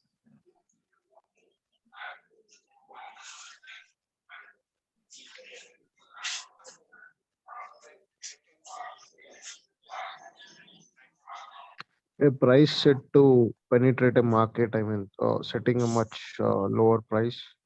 Could you repeat it one more time? A price set to penetrate a market might be initial price of a new product. It wants to get initiated with a very lower price, which can penetrate the competitive market. So are you willing, meaning that penetrative pricing is a pricing which is below cost? Maybe a below cost also. Maybe a below cost also. What is the intention? Intention is to enter a market. Enter a market. Yeah, penetrate into a new market. It's not predatory pricing. What is predatory? Your intention is to kill players. Here you're getting into a new market. Like the pricing of Ola. I never knew what was OTT till Netflix came into my life. So I priced the product in such a way that 99 rupees was the initial offer or something like that. But eventually, penetrative pricing is a very dangerous pricing. What happens in a penetrative pricing is that if the customer gets to like you, gets addicted to you, you move up. But beyond a point, you cannot do that. Predatory pricing can sometimes be so dangerous that you can die, or companies can die. I'll give you an example of predatory pricing from my point of view. For donkey's years, I've been working for the world's largest satellite company. I think that. And one fine day, I and my boss and a couple of us decided that we will quit and start a company of our own, doing exactly what they were doing. So, because we knew our customers, we knew everything about pricing. So, once we decided to be on our own, I went and met the biggest customer. And I told him, hey, we've been good friends and you are my influencer, you are my buyer, you are my initiator, all those good things I told him. And then here is what we want to do. And we offered him a price. The price that we offered him was similar to the price that anybody else was offering. I thought he'll buy it. But he says, hey, but you see, it doesn't work like that. That's a big organization behind them. Whereas you guys are just a couple of you guys. How will you be able to manage? It'll be very hard for me to convince my bosses. But I have to enter into that market. I have to enter into that company. I have to somehow convert a straight buy to a new task so that I can enter into that market. So I start quoting low. I start quoting below margin to enter into that market. So the customer is now happy because he sees a lot of profitability. So what am I hoping? That at the end of 1 year or the end of 2 years, I can go back to him, tell him, hey, listen, I've served you well. You guys I picked up your call in the middle of the night and we handled your technical problems. Now we want to increase the prices by 5%. By the way, Ramesh, you know what? The guy we threw out has come back and offered 5% below what you have.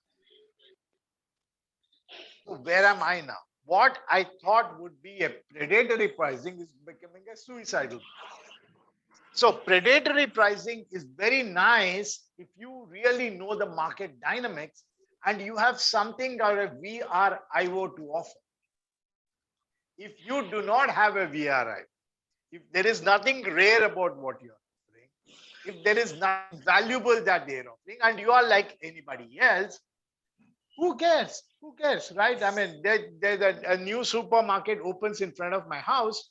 The guy gives me 15%. I'm running out there and buying it. But after the 1 month, he comes back to normal levels. Then I'll go back to my old guy who's actually willing to give me credit. So predatory pricing is a pricing which allows you to enter, but it's useless unless and until you have other things of your learning in your management classes to make it an effective thing. Of course, you know what is premium pricing, right? I mean, we go to a PVR and you pay through your nose to watch the same movie, but you sit more comfortably, right? And what is dynamic pricing? Flexible, but what happens? Is it an example of dynamic pricing? There's so many examples. How are you guys still? Surge in Ola, air tickets. You buy them 6 months before. I don't know if it's still valid like now or not, but then that's what it is. So we discussed everything, but we didn't discuss one. You decide how much you want to pay. What is it?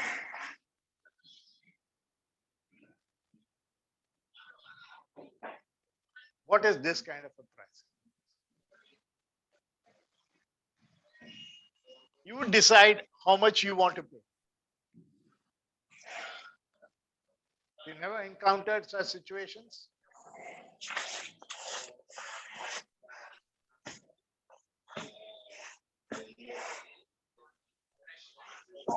No, but you can't take that fish example because you decide the quantity, the quality you want to associate it. At 10, it's the best quality. At 2, it's the worst quality. That's the example you're talking about, right? No, but I'm not talking about that.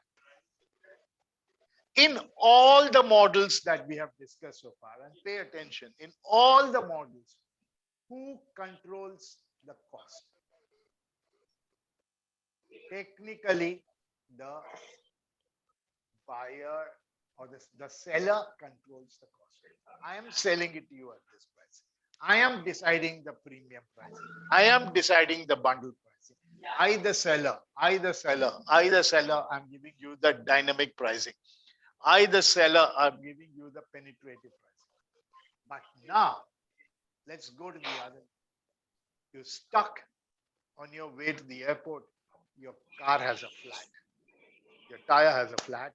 And then you're wondering what to do. And all of us are lazy guys. We don't know how to change our tires. So then this guy comes in. He's probably a truck driver who stops and helps you change the tire.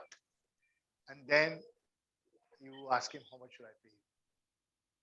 And he says, sir, whatever you give me, I'll take. Now, who is making the decision on the price? The buyer is making the decision on the price.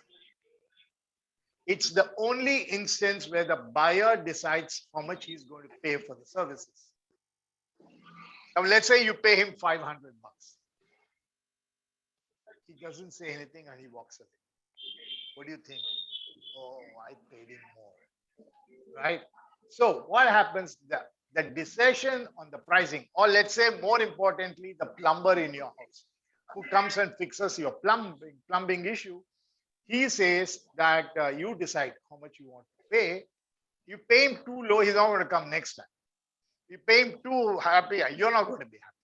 So this is a situation where the decision on buying the product or pricing the product lies with the buyer and not with the seller. Okay, so with all of this, we are done. It's exactly 1:30, and yeah, 12:30. Is it done? Is that 3 hours of class? Okay. What do we have next? So, any questions on this so far? We will be going into the last class next week or 2 weeks from now. In that, we will be doing branding, and then we will be looking at war, business wars, what happens in a typical situation. Okay, right? And by that time, you would have also submitted your assignment too as well. Good. So there are more explanations to each of these. Have a look at it. Any questions? No? Perfect. Okay, see you guys.